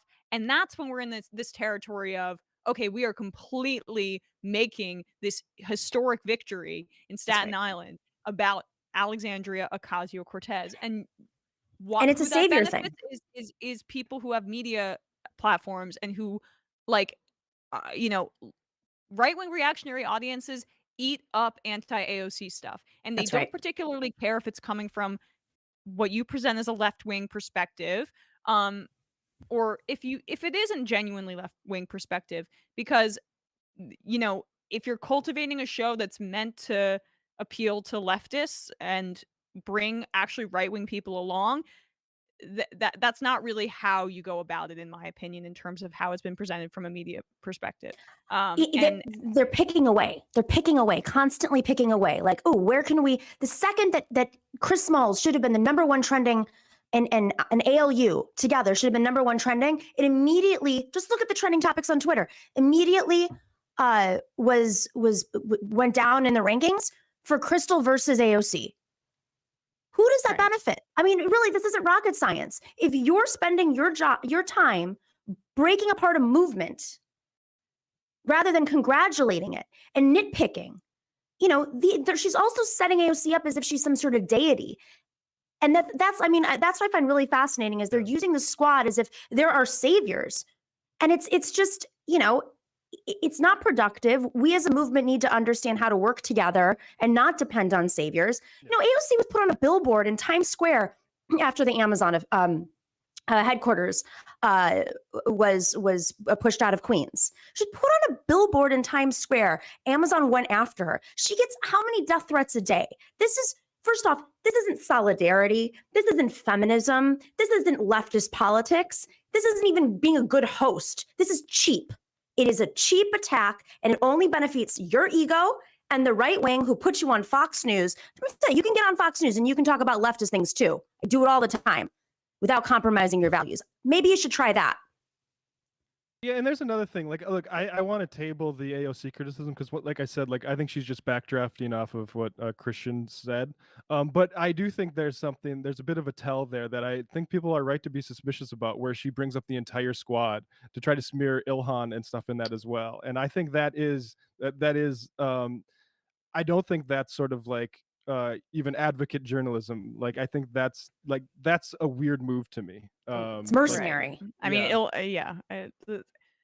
that doesn't really get more brave than Ilhan Omar in the way that she, has to navigate And a through lot of these Congress. folks And the don't- Ocasio-Cortez has a lot of bravery too. Exactly. Like, a lot of these people, for whatever reason, don't have the I guess media bravery to go at Ilhan the way that they like to go at AOC. AOC is like the safe target now. And I just think that Well, part, because you engender like a lot of, I mean, frankly, like there's a lot of people who have weird like like sexual attraction that they like manifest through anger online, and it's using that. That's my opinion. Yep. And they're avatars. I mean, they're avatars for the left. AOC has become, this avatar for the left. And if you can show that she's imperfect, the right wing also loves to show the imperfections or what their perceived imperfections are on the left. So when you start to hear supposed leftists using the same tactics, that's really concerning. And, if you guys haven't noticed, they ride a wave of a story, and then that story dies, and they have to find another story to ride. It's they're constantly trying to feed their machine because they want to keep those numbers up, and they want to keep the divides because they don't have, without Bernie there to solidify everybody. It's a great opportunity for them to break apart the left, but brand oneself and brand. Yeah. I mean, it's sort of like bougie Green Partyism, even though the Green Parties, nobody talks about that anymore. But like that's what this sort of tendency is, which is like very easily gamed for pro-Republican electoral political campaigns and anti-leftist ones that, like you said, when you bring up the squad entirely as if Ilhan hasn't been showing up for Amazon workers, I think you sort of draw a suspicion on yourself, which is, again, I think separate from the AOC criticism, which if she would have just responded to Chris and said, you're right, we have our reasons or whatever, and you can relay those privately, but we'll try to do better in the future by you guys. Yeah. Like all this would have gone away. Agreed. Or you could spend your time doing what Aaron Mate is doing, is denying genocide all day long, because that's also a path to making a lot of money on the internet. You can make a lot of money on the internet? News to me. Emma's bankroll. I won $90 this weekend on the Final Four. Did you place any bets down, or did your hatred of college athletics keep you away from it? It kept me away from it until last night. So I actually bet on on UNC to cover. It was a little scary at the end, but they did cover. So, I mean, like I can't. When you see these guys like. Ronald Reagan responded to me on Twitter. He was like, "It's like the NBA, but shittier," which is how I feel about college basketball. I mean, it annoys a lot of white fans like to see guys that look like them, who are not that good, play, or not as good, I should say. And like they equate sloppiness with defense, in my opinion. It's very exciting. I totally get why people are into college basketball. I do get it, but I get queasy because these players are not paid, and you see them giving their bodies time and time again, and you have no idea what their careers are going to be like. I mean, that tall white kid from UNC, he might have been concussed out there, and like who knows what his career is going to be like. The other kid, Puff or whatever, he was really injured. It's hard for me to watch when I know they're not getting compensated. Yeah, I mean, the only reason I ever watch college sports is to see who the guys who might be in the pros in a few years. Yeah. And right. And then it's like, I hope they do something really cool that shows off their talent, and I also hope that they don't like break their tendons for just for school pride or whatever that they're getting compensated. Right. Yeah, it's hard for me to watch for that reason. But I did watch the championship game last night. Communist Dog. Comrades, as a San Francisco Bay Area born again greenie, I need to add solar panels to. Okay, that did not make any sense. J-Man Raps. Great news on the union front. This gives activist energy, I hope. Emma, every Raptor game I have to sit through. My hero, Kyle Lowry, is pushing crypto. Make it stop. Oh God. There's so many crypto guys. So like Paul George is the one that depresses me the most because I really like Paul George. Odell wanted to get paid in got paid in Bitcoin. So yeah. Well, there's it hurts my heart. There are like agents now seeking out Yes. influencers, and that's important. Is like the more crypto becomes more quote unquote legitimate, and what they think is less of a bubble or a speculative bubble when you have more people signing up for it. But the roots of it, after the financial crash, just go back to the roots. It's like, right. Yeah, okay, like any money laundering, the more legitimate it seems, the better it is for the people who are laundering the most money. Yeah, if this was the 17th century, like basketball players would have their own tulips and be like, "Oh, Steph I think Curry's got his own tulips. Are tulip." we doing a tulip reference again? We're doing tulips again. Gold and blue tulips. All right, let's do this. I'll pay everything I have for that. That's the price is only going up. Look at these charts. Let's do the JD Vance clip. Yeah. So JD Vance continues his desperate campaign bid, which he's not going to win, but he can't stop because he has some very wealthy backers, and they need him to launder their like crypto fascist movement to the public. JD Vance works at the attention-seeking department at Teal Industries. Yes. And so here he is constantly making up for the fact that he once criticized Trump, leaning into He said, like this is not us. Trump rhetoric, right? Yeah. Because he'll never be able to live down that fact, and that's why he'll never win. Here he is with his new campaign ad on Mexicans. Are you a racist? Do you hate Mexicans? The media calls us racist for wanting to build Trump's wall. What? They censor us, but it doesn't change the truth. Joe Biden's open border is killing Ohioans, with more illegal drugs and more Democrat voters pouring into this country. This issue is personal. I nearly lost my mother to the poison coming across our border.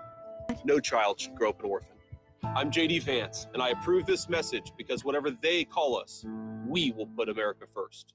Wait. More Democrats. I love the part. And more Democrats coming across the border. Yeah, of course, naturally. It's a way to I mean, this is Tucker Carlson, right? But what I do find interesting is I didn't read Hillbilly Elegy because I was a bit skeptical when I was told by New York Times reading liberals that this would help me understand the Trump voter. But I did read the Wikipedia entry for it. It appears that his mother got addicted to pain pills. I was not aware that the Sacklers were border crossers. Did you know this, Matt? Yeah, I mean that is his mother apparently had a bunch of problems with addiction and stuff. That the idea that those all came from the border is that's like Nazi talk. Like that's it's all from a foreign invader that's making a degenerate society that's fundamentally going to kill the ones that you love. Like, I mean, it's JD. He's pulling behind like several guys that got into the race after him, and he's looking for attention. But I mean, the interesting thing about JD is this aw shucks sort of I'm a yokel. And what do you have that part from Hillbilly LG Wikipedia that Yes, let me find it, right? So, okay, I was like, again, I just went on the Wikipedia earlier when we were preparing for the show because I just wanted to like understand is the messaging in this that I was told by, family members of mine that I needed to read this book, was it subtle as a way to understand the Trump voter, or was it as the Hillbilly Elegy Hillbilly Wikipedia, as the Hillbilly Elegy Wikipedia says, this explicit. This is in the summary of it. Alongside his personal history, Vance raises questions such as the responsibility of his family and people for their own misfortune. Vance blames hillbilly culture and its supposed encouragement of social rot. Comparatively, he feels that economic insecurity plays a much lesser role. It's the Mexicans crossing the border, and it's also just like hillbillies not pulling themselves up by their bootstraps. So what he did was he used old racist tropes about poor people that Republicans have been using for a long time, and then he also was really edgy and applied them to white people that he knew growing up. And what's this thing you said about like not knowing which utensils to? Yeah, this is another wonderful tidbit about this Because this man. he's a guy. He acts like some sort of everyman, but again, he's a Yale Yeah. educated guy. I found out a thing about his wife, Usha Vance, who is a lawyer herself. Worked. Well, what's interesting about her is she studied in Cambridge on a Gates Cambridge scholarship. Now, the Gates Cambridge scholarship in the UK, that's not named after like Baron von Gates from like the 14th century. That's from the Bill and Melinda Gates Foundation, which is just an interesting thing to note. I mean, don't get too like. Coincidentally, in college. in September 2021, JD Vance called for, quote, mass civil disobedience over a vaccine mandate that wasn't a vaccine mandate. So, but yet his spouse this was. is the quote. There's an arresting scene in JD Vance's moving 2016 memoir, Hillbilly Elegy, in which Vance, a second-year student at Yale Law School, attends a dinner hosted by a white shoe law firm, Gibson, Dunn and Crutcher, which he describes as the most expensive restaurant he's ever eaten. Vance is stricken with social anxiety when asked whether he'd prefer Sauvignon Blanc or Chardonnay, the sparkling water or the tap. After sitting down to a place with 9 bewildering utensils, he makes a beeline for the men's room to phone his girlfriend and future wife Usha for advice. Go from outside to inside, she explains, and don't use the same utensil for separate dishes. Now, I just don't believe that. I don't believe that this guy... that he couldn't understand at age 21 the concept between sparkling and still water. Who's at Yale. Yeah. Who also no one's judging him. Have you seen Donald Trump eat? Nobody cares. You're in America. You're not in Switzerland. And it's like you have another law school person to go call and ask like this sort of advice. Like this is, I don't know how he presents himself as some sort of everyman. Well, it's a way for him to put on this persona that makes him in his mind seem like an everyman or in some ways sympathetic. Like also, it's like his biggest struggle. I mean, that's my favorite part. Is I'm at the Gibson Dunn. Gibson Dunn is also the law firm that was going after Stephen Donziger, just for folks to know as a reference. Oh, that's a nice little trivia. Yeah, very big one. And yeah, so that's a fascinating take because this guy who, oh my God, there's so much to him. I feel like this is where the New York Times, like someone needs to do the think piece about how we got here because you guys yes-anded. You said, okay, we'll have the left and now we have to have the right version, not understanding, or maybe actually understanding and not seeing the greater threat of the exponential threat of these folks who, listen, I mean, with Elon Musk buying, a stake in Twitter right now, you're going to see like the censorship culture, this bullshit censorship culture, this bullshit hillbilly elegy culture transform into, no, it's just elitist culture controlling everything. I mean, these same people who that's cry Tucker victim. Carlson, right? He conflates cultural elites, aka like the fact that white people feel talked down to by or left behind by people who are, in media or who are front facing in society. He conflates that with economic elites and it hides the ball and it pretends to be populism or it pretends to be, in some way equivalent to the left, which is challenging capital, when all they care about is like challenging culture. And oftentimes it's just women and non-white people who are at the pinnacle of the culture that they can't stand. And anti-Semitism too. When you say challenging financial capital, it's like, you don't feel like you control all the capital anymore? Yeah, and it's just like this guy's such a weasel. Like to Matt's, point, and I know you wanted to read something else, but just really quickly, like that story about sparkling versus Chardonnay and Sauvignon Blanc, he knows what audience he's appealing to, and he knows exactly who's he's endearing himself to. Flattering, yeah. And like that is like, the power brokers and like actual elites that he's trying to be a part of here, who are going to be charmed by a story of a hillbilly white guy, in his words, not understanding the sophistications of our culture, but him having enough merit and enough gumption and enough smarts to be a part of it. And he's riding that wave, and now he's in bed with Peter Thiel, who's newsflash, an elite. Yeah, and speaking of elites, as he was graduating Yale University, he was encouraged to write a memoir, but none other than the Tiger Mom, Amy Chua, who just Oh my to read God. from her alleged misconduct at Yale Law School section on Wikipedia. Chua has recommended a large number of clerks for the DC circuit. Speaking of elites, as I said, controversy has arisen from allegations that Chua groomed, there's that word that the right is seemingly loving, potential clerks for the job by advising them to dress and act a certain way so as to secure employment. On September 20, 2018, The Guardian reported that Chua and another prominent Yale law professor had advised female law students at Yale that their physical attractiveness and femininity could play a role in securing a clerkship with Brett Kavanaugh. Oh, God! Stop it! Chua denied the allegations, pointing out that her own daughter was approved for such a position with him, which I would raise an eyebrow at that, where the thinks that's exculpatory. Yale subsequently did not find cause to sanction Chua, and she resumed regular teaching in 2019 to 2020 school year. I'm sure Yale did a really good investigation there. She told The Guardian that her classes were among the most popular at the law school, especially for women and minorities, and that she was nominated for a Yale Law Women Teaching Award in 2019. So just the full range of the scandal there. You know what? Also, I know you mentioned the Gates Foundation scholarship, or Gates Scholarship Foundation. Well, okay, like people get scholarships. That's obviously there's a limited pool of scholarships out there, so don't want to completely. I would have taken one, sure.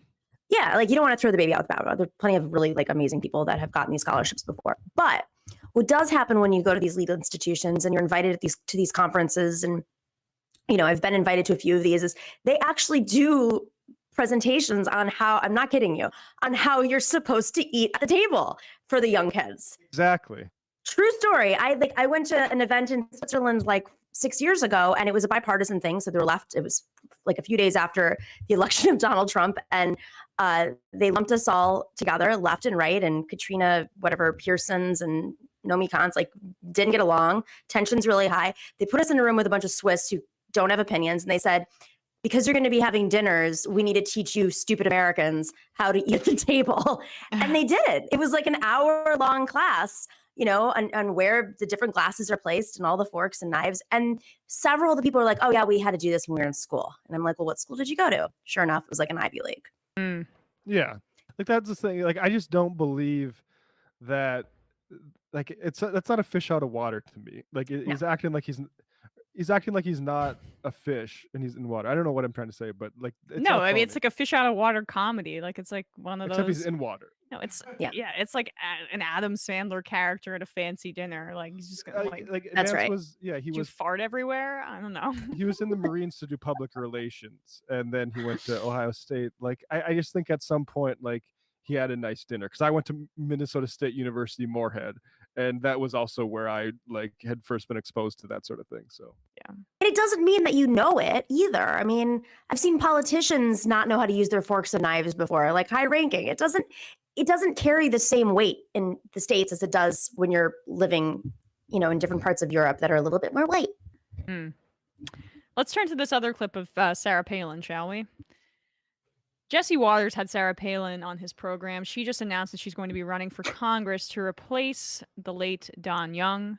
Congress only 2-year terms. Yeah, so she can. It's about her upper limit. Maybe she but I mean, knowing her, maybe she'll resign halfway through regardless. Yeah. So here, Jesse Waters is very excited about this question because he knows he's going to get some sort of clicky answer for it. He asked her if, what Palin would do if she were to win and see Alexandria Ocasio-Cortez in the halls. Would you drop kick her? Or would you give her a kiss? Somewhere in between? We'll see. This is weird fantasy. Yeah, they want to, he's like, I want to see them together. You know why. Yeah, the tension is just going to be great. Are there members of Congress that you're looking forward on the Republican side, perhaps, to work with? And have you considered what it might be like, passing AOC in the hallway? I'm sure you'll be very, very, very polite. They go to the clip of AOC with her shoulder exposed. Yeah, right. And right, passing in the hallway. And notice, I'm sorry to do this, but Sarah Palin basically moans in this response. The hallway. I'm sure you'll be very, very, very polite. I will be very polite, and I would beg her to debate me, please, AOC, on education, on capitalism, on how to run a business, on our magazines, nation's security, on what on it newspapers takes I read. to be energy independent again in order to be solvent and sovereign. And so I would. Oh gosh, I want to debate her. But as for those whom that's freaking weird. It's freaking weird. Oh gosh. She's so sincere and so like emotional about. Oh man, just thinking about it, it's making me feel a certain way. Gosh, I just want to debate her. Oh gosh, I you're would- not I supposed to would- be feeling these kinds of feelings. I totally debate the hell out of her. Do you like that, Jesse? Yeah, so I would. Oh gosh, I want to debate her. But as for those whom I look forward to working with, I've always been a big fan of the Freedom Caucus, and I've always, felt for them because they've been criticized and beat up and misunderstood. But they've got the right priorities, and they're in there also for the right reasons. So I look forward to working with super everyone. scary. You know, when I was governor here, I did work across the aisle. My administration, I didn't care what party they were in, as long as they were common sense constitutional conservatives, and they could get the job done for the people. So I'm used to working with both sides of the aisle. Granted, she always sounds like she's realizing she's failing a job interview. It's because she really, it's like that's why she is beta Trump, right? Like in terms of just like she's the first test run, because they love their run-on sentences. I want to debate her so bad. Granted, the other side of the aisle in this day and age, they're pretty wacko because they're being led by people like AOC, right? And that doesn't make much sense at all. But after the shellacking that doesn't make much sense, guys. In these midterms, I think they will have some lessons to be learned. No more I just FaceTime.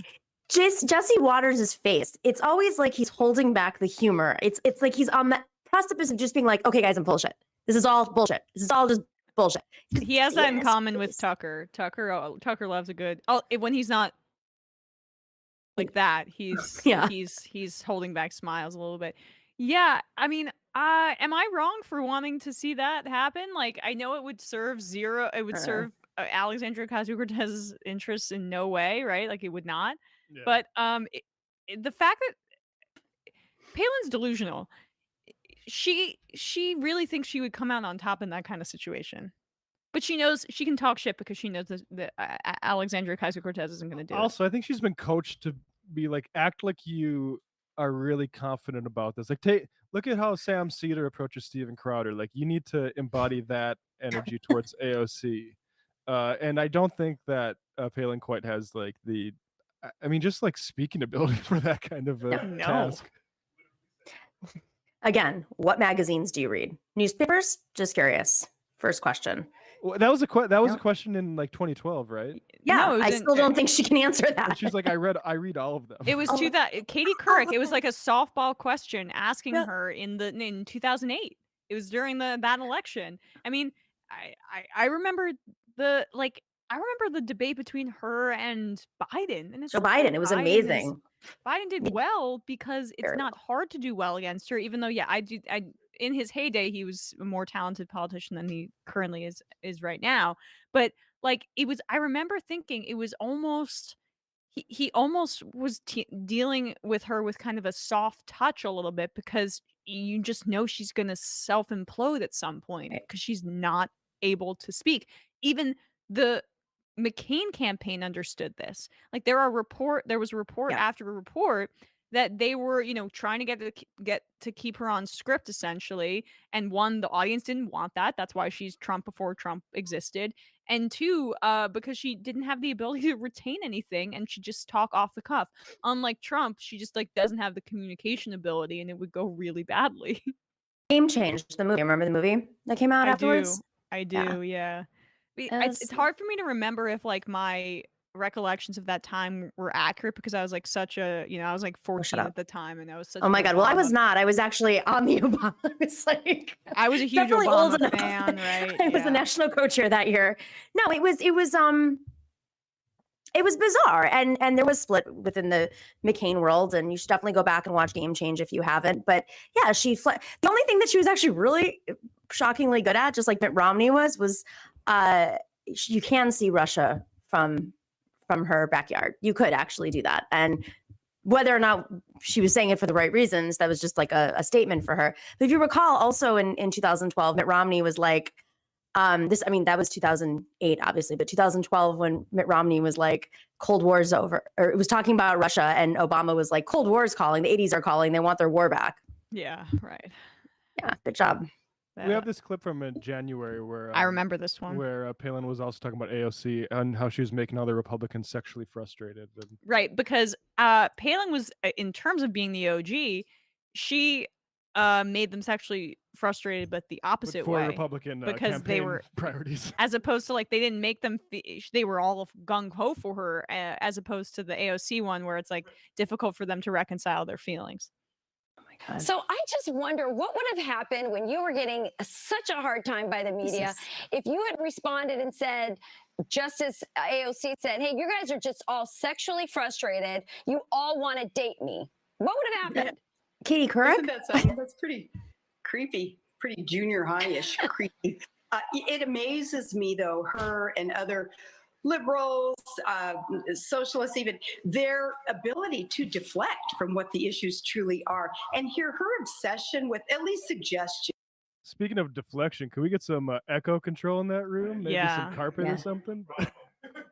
I love how Palin's like, I'm a cool girl, right? Like she's gonna call you out for being weirdly sexually obsessed with her, but I'm gonna say it's actually really great That if you want to, Photoshop my head onto bikini photos. The question was like, yeah, you used to be a sex object for the Republicans. What do you think about her being a more explicit one and that what she's saying there? Yeah.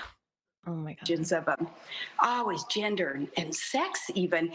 It, I truly believe that there are enough Americans who get it and understand what her tactic is, and that is to deflect from what the real issues are. But take this issue though with her suggestion of dating and attraction to someone and blaming her failures on that that obsession with sex.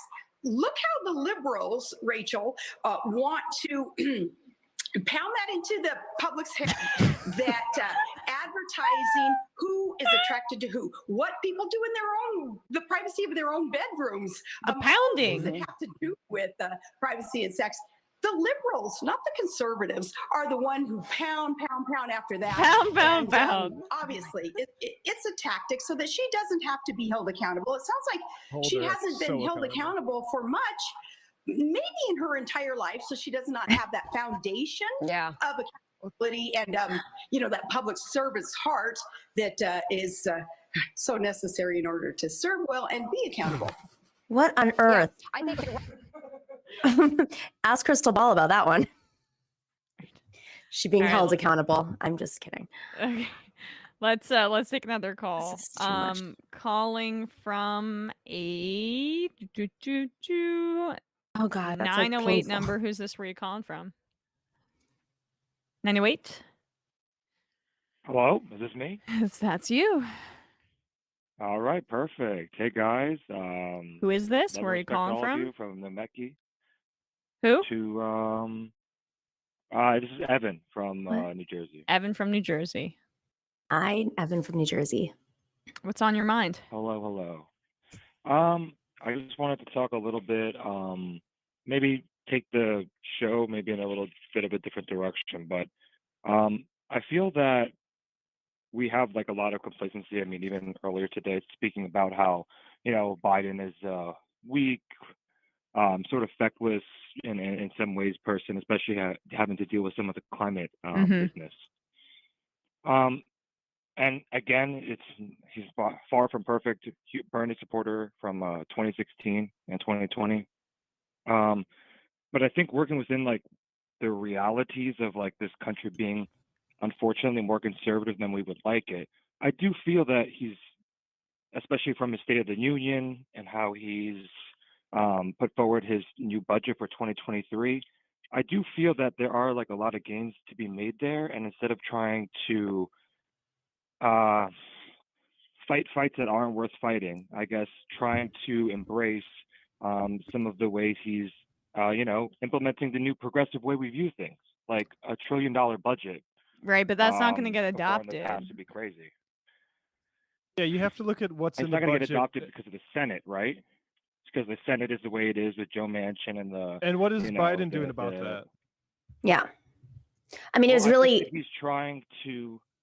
Yeah, I mean, you can, sorry, I'm a little nervous. No, it's I think okay. What he's trying to do, especially with what's going on in Ukraine and kind of like with a reinvigorized, I guess, NATO, and understanding that this country, again, more conservative, and that there's a lot of people who like the military, the police, etc. I mean, He's that's trying to take away some of the talking points of Republicans while trying to also like move us slightly more progressively. Again, with these larger budgets and whatnot. Like, Okay, hold on, take Evan. something out of my Just give me a It's a lot, sec. I appreciate it. I have a disagreement with you on one thing, on a few things, but I will say, in terms of Ukraine, I think on this program we've said that a lot of the restraint that he showed in terms of escalating rhetoric and like no-fly zones and some of the crazier hawks in this country, he's been very, I think, measured in that way, and I've appreciated that. Plus, the Afghanistan withdrawal; those are two things that are tangible, and we're right. The way that he's now basically stolen Afghanistan's money as their population is starving. I don't know how one can defend that, Evan, So, but to your point about the State of the Union, which I think you're getting at here, when he went out of his way to go and say fund the police, and I'm against defund the police over and over. secure the border. Right. Yeah, those two Okay. things, Well, in particular. on the defund point, it's literally like saying I'm not a crook, right? Or it's bringing up something that doesn't need to be in the public's mind unless you're actually bringing it up. Like, Biden was convinced by purple district Democrats that this was a political liability for them, when there's like very little evidence to suggest that, frankly. And so he went out of his way to kick the left and also remind any of those voters that he thinks are on the fringe, this is a part of the conversation. Defund the police is something I feel I need to distance myself from. So he didn't need to bring that up. It was gratuitous. And I think it was counterproductive for his purposes and also a needless way to kick the left. You didn't need to bring that up. And it played into the Republicans' hands. I mean, I'll disagree with another point in that the country isn't more conservative than we think. It's gerrymandered to be more conservative than we think. And frankly, when Democrats don't operate in pretty much like 90% of the country at all, like barely any parties or infrastructure or money flowing in, they're only investing in these purple districts. It's an illusion of this concept that the country is more conservative. Now, meanwhile, the Republicans are doing all that they can through, I hate to go back to like crypto fascism, but yeah, they're trying to get another generation to become more conservative, to pull away from leftist policies. But at the end of the day, I mean, when you're in an economic situation like you are today, solutions to economic problems are the things that people are going to be voting on no matter what. And if Biden led with that, and if he really leaned in the way he has with the Supreme Court on getting Republican votes, Mitt Romney said he never got a phone call about BBB. Well, I think it would be pretty amazing to see, Mitt Romney's response to BBB and going back to his voters or to Collins's voters or whoever to try to pressure them. But Biden didn't even make the initiative. He made it all about Joe Manchin, never even reached out to a few Republicans who possibly could have moved. Possibly the way that they have with Ketanji Brown Jackson. So, I think the premise of that this country is more conservative, I think there's a lot of loud conservatives, but I think at the end of the day, most people vote on bread and butter politics. And that's it, with some exceptions, on the far, far, far ends of the spectrum. If I could just push back a little bit, it's not to say that, like, for example, like I do think that like in this country there are like a lot more people who have more progressive values who may not vote or may vote another way because of like their lived experience. They're not like they don't have like the time to like look into these things, right? But I would say that like in this moment, if we were to just like take a wide picture, I would say it is more conservative. I mean, if you look at like, where the Democrats are typically, it's where more like, conservative parties would be like in Europe and other parts of the world. So like, I think it's not to say that there isn't that sentiment there. It's just kind of like what the situation is, and kind of No. trying to work within that framework. If we agree or not, it's not, that's all. Like, I guess it's to frame it in a way that it's a lot more difficult because, we're in a space where we might look up these things, look up Senate races, look up bills, but unfortunately a lot of people don't. So maybe it's a moot point, but Yeah, I just don't. trying to find like a space for like less division. That's all. I still think the problem is like this idea that the move Biden's making towards the right is driven by the people. I think is just entirely wrong. Like I think I just don't know what issues you're basing that off of. I don't quite understand your reference to conservative parties in Europe either. Like we have two parties here that are to the right I'm talking of like the broadly. populace. I'm speaking like, yeah, it's more just broadly. It's more like just like a broad sentiment. Like if you were to take like some of the more right wing parties that aren't like, they look at like our Republicans here and say like those guys are kind of batshit. The point being that like more of the Democrats would be. That's all. It's not to like argue. I guess I'm just trying to like flesh And things out. That's all. But even that's a little like off. I think we as Americans, the center left parties in most of Europe, depending on which country, obviously, are actually pretty in line with. I mean, they've made a neoliberal pact. You look at the Labour Party that's been in power, with the exception to the Corbyn wing, or you look at the center left party in Greece or center left parties in Italy. You look at center left parties in France. They are actually pretty much in line, with the exception to maybe climate change. With the Democratic establishment, that's why you have further left parties, branching off. But again, it's like, that's not what we're dealing with right now. We're dealing with, we have to pressure our president to act on issues. It's great to propose things, but at the end of the day, you got to pass it. And if you can't pass it, that's it. Yeah, a State of the Union and a hypothetical budget are nothing. They're absolutely nothing. But I appreciate the call, Evan, and no need to be nervous. Thanks Not so at all. much. Yeah. Good Bye. conversations. Yep. All right, we'll do two final calls. Calling from a 510 number. Who's this? Where are you calling from? Hey, it's Kenny from Berkeley. How's it going? Kenny from Berkeley. How are you? I'm good. I'd like to share a similar story. I saw you tweeted about airlines being shitty, and I hope I can share a story with you without being triggering. I'll give people a preview. My boyfriend was officiating his friend's wedding. I couldn't go this weekend because I had my cousin's baby shower, but we booked a flight for him. There it was delayed twice, canceled twice. Finally got on a flight a day later, so we missed a whole day, but he had to get there for the ceremony. And then on the way back, his flight was canceled altogether. He had to drive 3 hours to a different airport to fly back, and both of the airlines were basically refusing to give refunds because we couldn't get through to customer service for like 5 hours in order to switch the reservation. So we had to book a separate reservation. I was on thank God JetBlue actually was more accommodating. We were on the phone, or I was on hold with them for 4 hours last night, but American Airlines, until I tweeted at them, would not refund, and like we're going to charge us for 2 reservations, even though because we didn't go through the app on the canceled flight, which would only let you go through one of the 3. It wouldn't let you change the departure airport. So anyway, keep going. Was there a wait of over 4 hours? Was there a delay? Yeah. Passenger's Bill of Rights. I learned this recently going to New Orleans. I was delayed in the airport for hours. They kept delaying. And then I learned from somebody else that you actually have a right to a refund and possibly more. Well, we'll see. Yeah. It's in dispute right now. So, but of course they didn't respond to me for days and days over the email that they said I had to send. And then when I tweet at them, they respond immediately. Mention the Passenger's Bill of Rights then too. Yeah. Because then they'll know. Okay. But Kenny, what's your story in solidarity?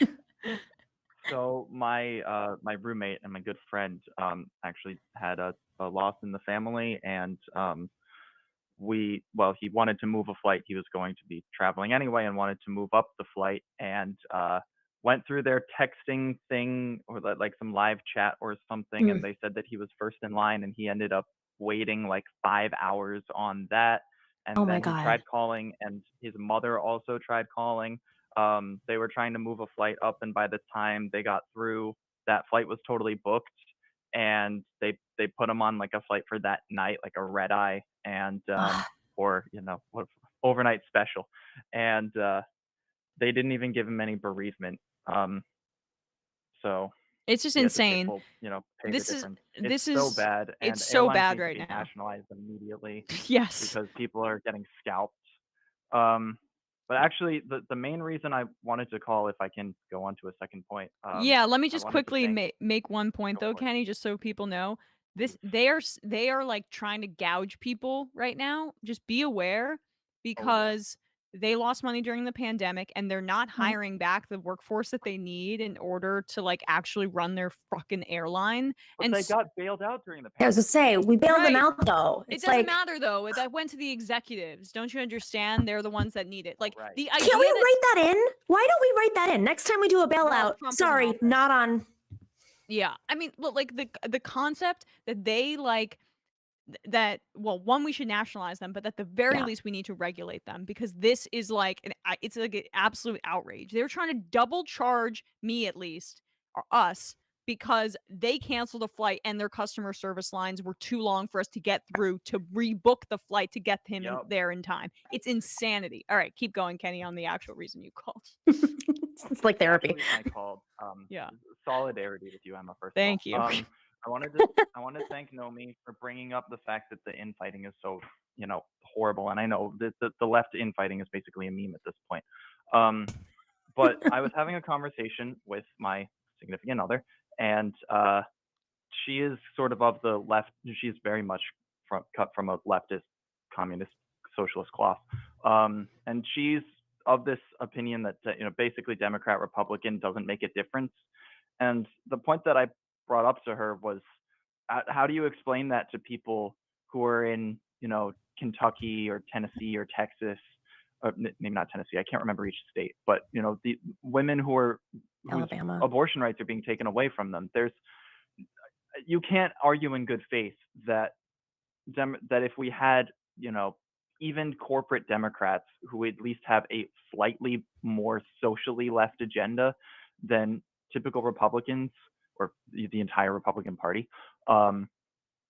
you can't make an argument in good faith that even if we had corporate Democrats running the show, that we would still see these attacks on human rights from the right. And I get it, like Democrats and Republicans, especially on economic issues, they walk in lockstep, and they march to the orders of capital. I think that's very clear.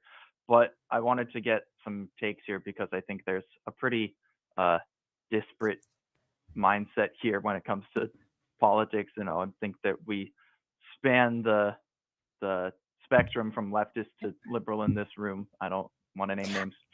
You guys can figure that one out for yourself. No, Wait, I think that's. What was the last one you said? Wait, can you say the last sentence again? Sorry, Nomi, one second. You said we span from leftist to liberal.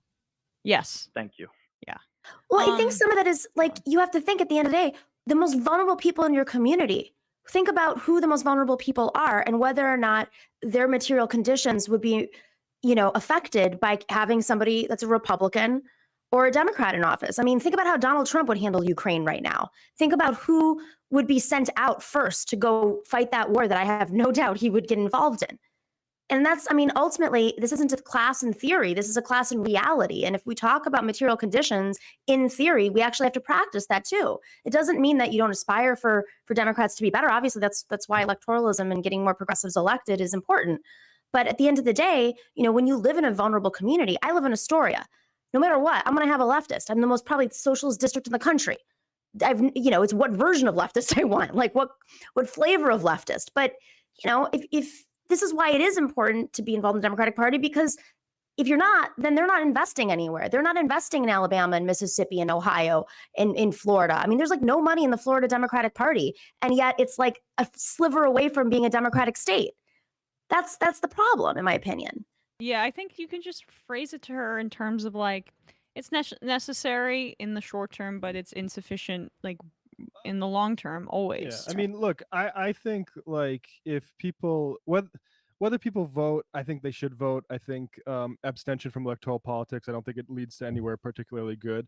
But I think the thing with those people, with people of that, like they have a either theoretical or historical, like personal just skepticism of electoral politics. It's this the question is, well, what are you doing besides that to change the world in a better place? And if you're actually organizing along communist lines, or even like at a union, then like whether you turn out on election day, like I think you should, particularly if you're in swing seats, but that's a lot less important. But there's a whole like other subset of folks who take this sort of like mantle of I'm an electoral person, and it's like, well, what do you do besides that? Well, I mainly talk about how electoral politics is a dead end on Twitter. Yeah. And that's the extent of my activism. I think those people are absolutely pointless. It's an excuse for not. It's an excuse for like basically for not engaging. Not engaging. And for some folks, it's a way to support the GOP without saying that's what you're doing. But ultimately, like the question isn't. I don't think people should try. I don't think the goal should be to force people into like the voting booth, because I think like that's frankly kind of small, and that's maybe even the bare minimum that you can do. And so if you can get them to do something else, and if they're doing something else, then I think like that sort of fight over the electoral question isn't as important. Appreciate it, Kenny. We gotta jump. Yeah. Okay. Thanks, Emma. Have a good one. Bye. That's good. Same to you. Oh God, the airlines. Ray says Emma needs to do the Young Turks with Anna Kasparian ones, and using the Elizabeth Holmes voice while Anna is doing Anna Delvey voice the whole show. Maybe I'll just call her after the show, and just if she picks up, I'll do the Anna Delvey voice, or no, the Elizabeth Holmes voice, and then hang up. It's nobody tell her. All right, let's. I think we have a PragerU. Oh yeah. Oh God. Did I put that? I put that in samples. Yeah, we have it. Yeah, because send them in chat. But so we played the JD Vance app, but PragerU is. Oh, this is a different PragerU. Yeah, this is a different one. Sorry, this is okay. a late edition. No context. Emma response to videos. All right, we'll see. Okay, so PragerU has a new ad out. Let's check it out. It's dinner time with family, and your heart is filled with bliss. But as you eat the roasted goose, your little sport insists. Hey, Dad, did you know America is racist? You're shocked with grief when suddenly George Washington bursts through. He snatched the screen and changed the thing to an app called PragerU. Oh my There's God. content for your child's mind to fight the leftist lies. And if you give your child a chance to watch and grow, they might burst forth like Washington, a true American hero. Visit PragerUkids.com for pro-American kids shows, cartoons, and it's dinner time with family. So What? This is, like, the founding fathers are not gods, and like liberals who find it like, all right, fuck Hamilton. All right, I really don't like care about pretending like our in fact, I do care. I don't think it's worthwhile to pretend like our founding fathers had like some sort of supernatural ability to craft this gorgeous country and make it into like, I don't know, a myth of sorts, because Libertarians' wet dream. you aid that nonsense. You aid that nonsense with that. But I'm really baffled by, and I'm not baffled, obviously, they know that young people are more progressive, but just the amount of money being put into co-opting the next generation and brainwashing them, like from Prager to what's the one that Ben Shapiro's $100 million in his new Daily Wire thing. I mean, why aren't Daily they Wire thing? collaborating? More Oh, 'cause profit it's better to when have they do it more. individually. Let 1,000 flowers bloom. That's right. That's right. But I mean, even then, it's like, what are you investing in a 3-year-old? We're not gonna have a fucking planet in time. It is like here. I don't know how this would appeal to kids though. It's like, here, children. Here is officially approved. Like this idea that the leftists are like making you so you can't believe that George Washington didn't do the cherry tree thing anymore. Like, oh no. Good luck with that. But that is ultimately how we need to understand this CRT stuff. And people overcomplicate it by trying to like delineate the difference between CRT and Marxism and that sort of stuff.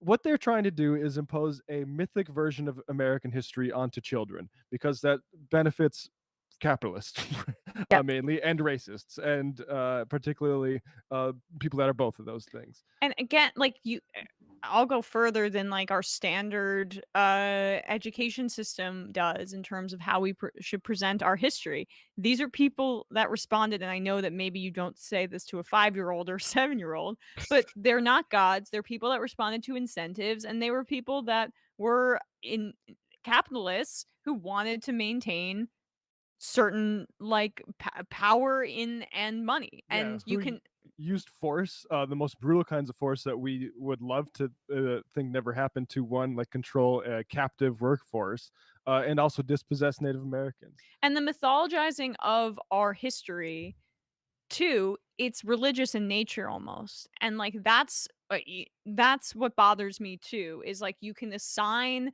some sort when you mysticize something, you assign a morality to it or some sort of abstract good to it that isn't necessarily there in form. And what you should be teaching your kids is what are good actions and what are good politics and good ways to treat people and what are bad ways to do so. But like they want that entire dichotomy muddied for obvious reasons.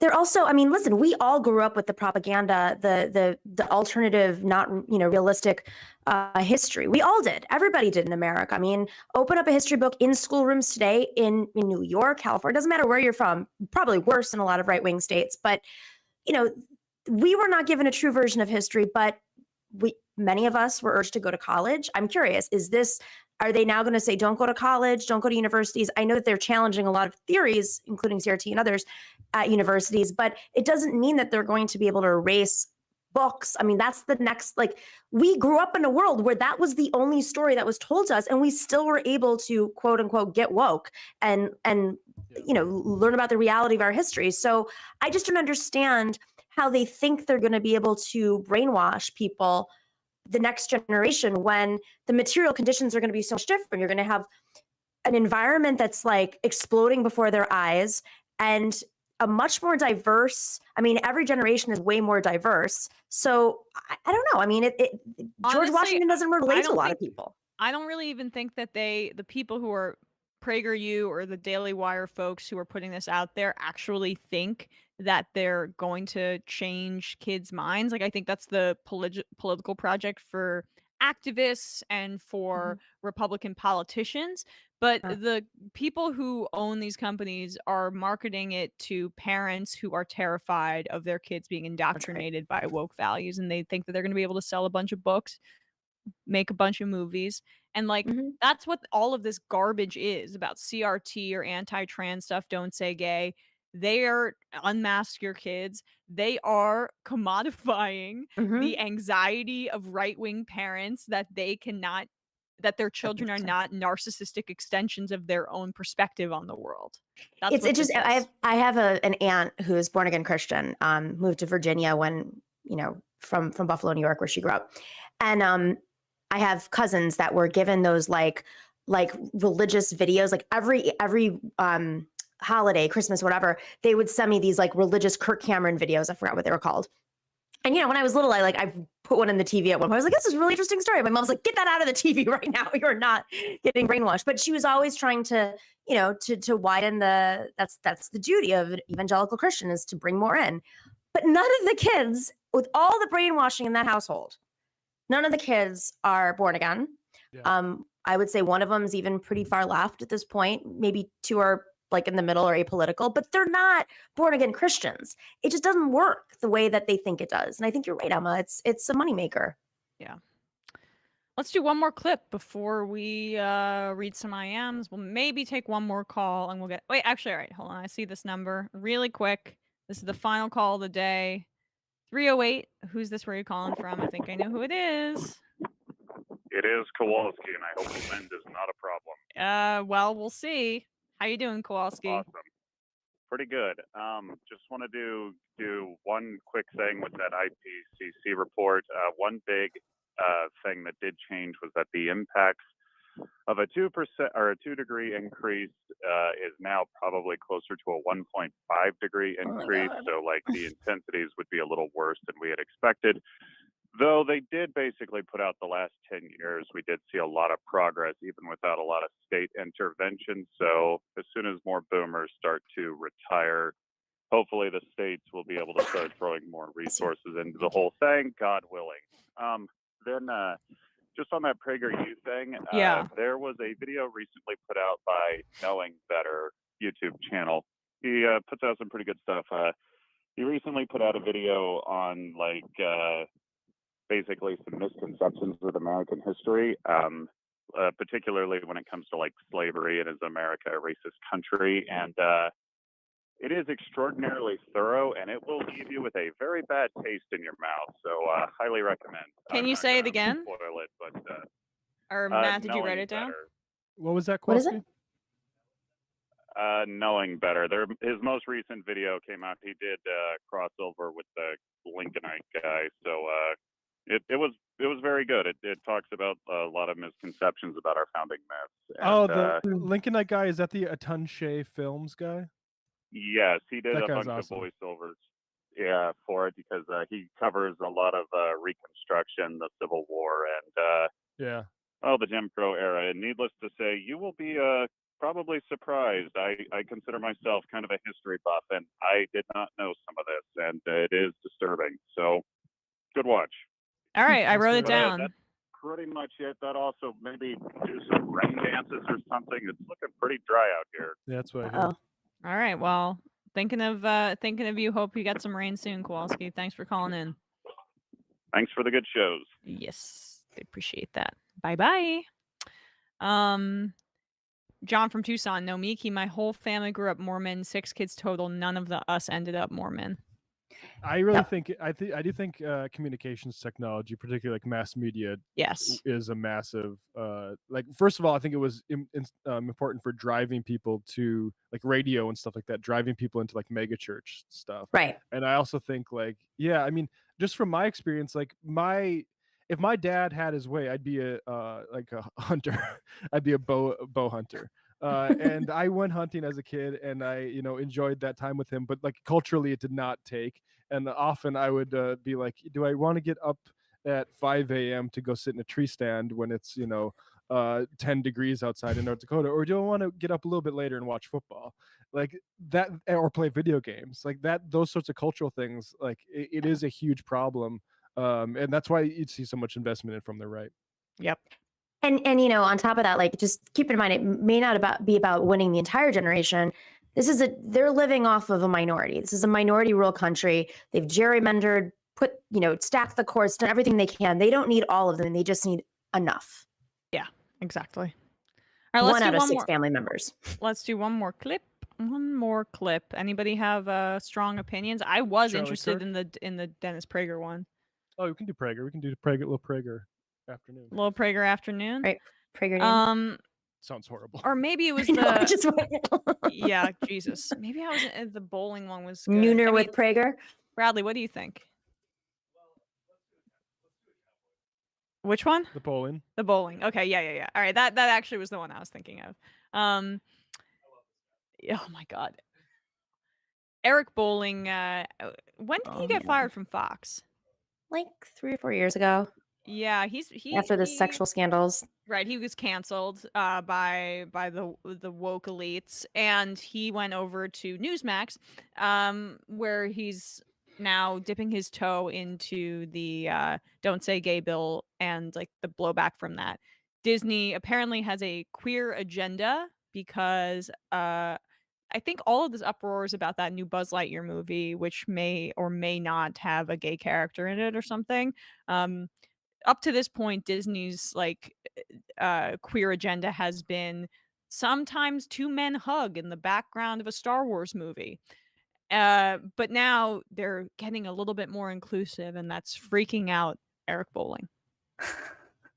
Yeah, this is a very important cultural shift in America, where a major corporation that sole business is to provide content to our littlest, most vulnerable minds now wants to inject a very radical agenda. Your thoughts?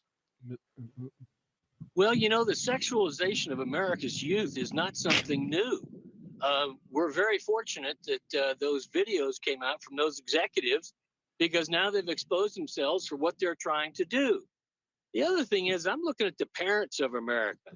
This stuff has been going on, as I said, for a long time, and they're finally starting to wake up.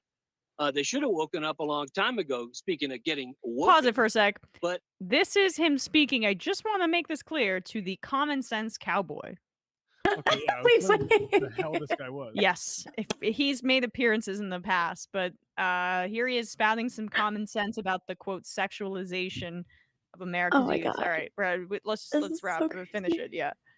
Right now, somebody's got to put their foot down. And right now, guess who did? Ron DeSantis and the legislature in Florida said, no way, you're not getting away with this stuff anymore. And now Disney says they're doubling down. I can't believe they're doing that. You know, Walt Disney.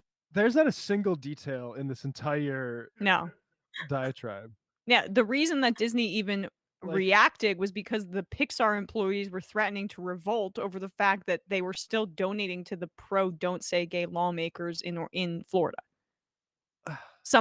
Yeah, they were still sending campaign donations. That was part of the issue here. And also, anytime you do see, like, say, a guy hugging another guy in a Pixar film, it's because a lot of the Pixar employees are upset that they've been forced to not allow any sort of representation of sort of any sort Yes. of same-sex affection. So they like passive aggressively in a good way react in that way, or try to put some representation at least in the background. But What I mean about he's not giving any details is, like, spell out what you mean by this has been going on a long time. Like, what do you mean, like Lady and the Tramp? Like, what are you talking about? Like, what's your examples? again, you saw that they said sex in that cloud in The Lion King, Matt, right? We all know. And there's a penis in the castle in Aladdin. You know what that wants to do. It Because wants to make your kids homo. If you act like this is that's the sort of thing you've been concerned about, like, people will know you're an insane person. Yeah. Wait, Hold on. Disney like conservative though? This is what I don't Of course, understand. that's the thing. That's the whole context of this, is that this is about conservatives like the common sense cowboy here coming to the aid, not to actually challenge the executives at Disney, but to aid them into disciplining their workforce into, like, not wanting to do any gay representation. Yep. Maybe Disney executives should stop donating to conservatives because clearly they don't support them. They're not getting what they Good want. point. They're just more worried about their international markets. It's the bottom lines. Florida said, no way, you're not getting away with this stuff anymore. And now Disney says they're doubling down. I can't believe they're doing that. You know, Walt Disney used to come on every Sunday, and he had that wonderful show, The Wonderful World of Color, and he gave a little narration, and they showed you good, wholesome entertainment that the whole family could watch and enjoy. And now we've gotten into this whole, woke culture. We've gotten into the whole gay culture. And quite frankly, I hope they don't try and take Davy Crockett and make him a transgender and call him Queen of the Wild Frontier. Well, I thought that Eric Bowling said that, but it makes me laugh even harder that it's the common sense cowboy. The best part is the references are from like the 20s. No parent, I'm almost 40, like there's no parent 40 who can reference any of this. Is there any parent in America who knows the Queen of the Wild Frontier reference and the wonderful, I didn't even know it was the colorful world of Disney, the wonderful world of Disney. What was it? Fantasia, that's kind of queer, ain't it? Why does it end in a vowel? Pretty gay, if you ask me. Oh my God. I don't want Davina Crockett. I think that would be a massive. The Pixar should just do that. They should splinter off and just make that. That's Dave Rubin's next calling card. He can finally become like the big Hollywood star if he wants to play. What's he called? Davina Crockett? Is that what he said? Steamboat Willie is gonna be Steamboat Wanda. Oh my goodness. Wonderful World of Color was that was only like 8 years after this Song of the South. It was like 1948. The guy is so old. I know, right? I mean, even Davy Crockett references. I mean, exactly. That was like, like we haven't. When's the last like media production that was centered around Davy Crockett even made? I know. It's like Steamboat Willie. He's talking about how the Lone Ranger radio program or something like that next. Yeah, But I just want when he says the very radical agenda, well, that was what Bowling said, but he also says that the sexualization of America's youth is what they're referencing in terms of what they say Disney's doing here, right? Like they are trying to conflate pedophilia with gay people. That is what this whole thing is that, it's really sick that we're going to try to show that there's maybe a happy gay couple in this movie because they're really just predators and they're coming after your kids to make them just like them. And there's like this weird, like religious undertones to it. I mean, obviously, on the surface, the ones that are obvious, I understand that, but almost like, Satan sucking you in, and they're like people who are serving these demonic forces of gayness, trying to get your child and attract them to their sick pedophilia ring, which they conflate with gayness or being trans. It's unnatural to be trans, right? You're going against the laws of nature. There's all of these religious, really sick undertones to it that I mean, it's creepy. It's creepy as hell, and it's I'd love scary. to see his thoughts on the Madison Cawthorn orgies, and I'm curious, why didn't they ask him about the orgies? Like, isn't that abysmal? I mean, who was there? They should do an undercover investigation. And speaking of sexualization, maybe we should talk to some of the hosts at Newsmax with the clear desks and the women who have to wear, short skirts and have to make sure to wear low-cut shirts and long hair. Let's talk about the sexualization. Yeah. And also the sort of conservative pedantry about the "Don't Say Gay" bill. Well, it actually doesn't say that. What a better sort of term for it would be the "Don't tell your class how exactly it is that Dave Rubin and his husband are expecting children" bill, because that's what it's designed for. If you have any questions like that, as a teacher, you need to just say, well, go ask your parents or the Bible, instead of describing to them like the reality of human sexuality and how exactly it is that a kid might have two moms or two dads. And, I mean, yeah. And all of this is basically, this Disney attack is as a way, rather than being seen as attacking gay people, or teachers, they want to be seen as attacking a giant corporation. Yes. When in reality, we know what they're doing. And again, like there's so many themes here, but conservatism is all about naturalizing injustice and current states of being. And so even here, they're trying to claw back progress that we've already had. But they don't want you to see anything that's divergent from what their perspective is, and that's why all of these as I mentioned earlier, Don't Say Gay, anti-CRT, anti-masking, it's all from the same narcissistic like perspective of these religious right-wing parents and reactionary parents, honestly, because they don't want their children to have agency, and they want them to essentially be extensions of themselves, and by extension their conservative values. And so, like, also, if you are in favor of this kind of garbage, you're a bad parent. You're not just a bad person, you're a bad parent. Do you guys watch Black Monday? The show on Showtime, Black Monday? I've seen the first season of it. No. So the last season, I mean, I'm not giving away any spoilers.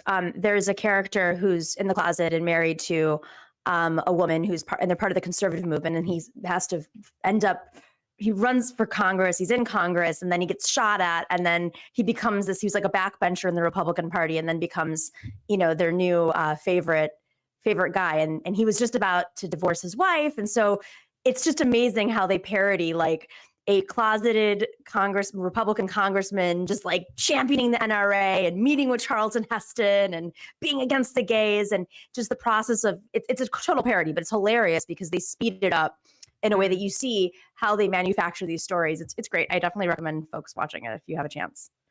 Just go to the last season. All right, we're gonna read some IMs and then we are gonna get out of here.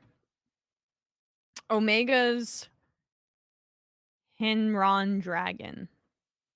Walt Disney made family-friendly content, ignores all anti-Semitic, racist imagery, sexism, and colorism, as well as progressive Disney shorts on Disney Plus.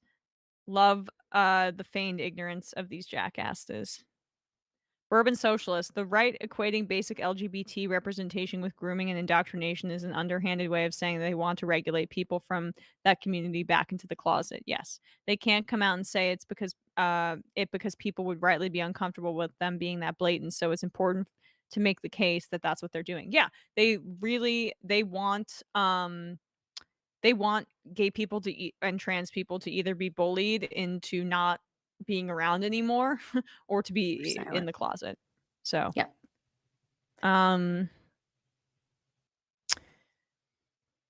Sloppy Tubs. My 7-year-old has a transgender teacher aide in class. The least big deal of all.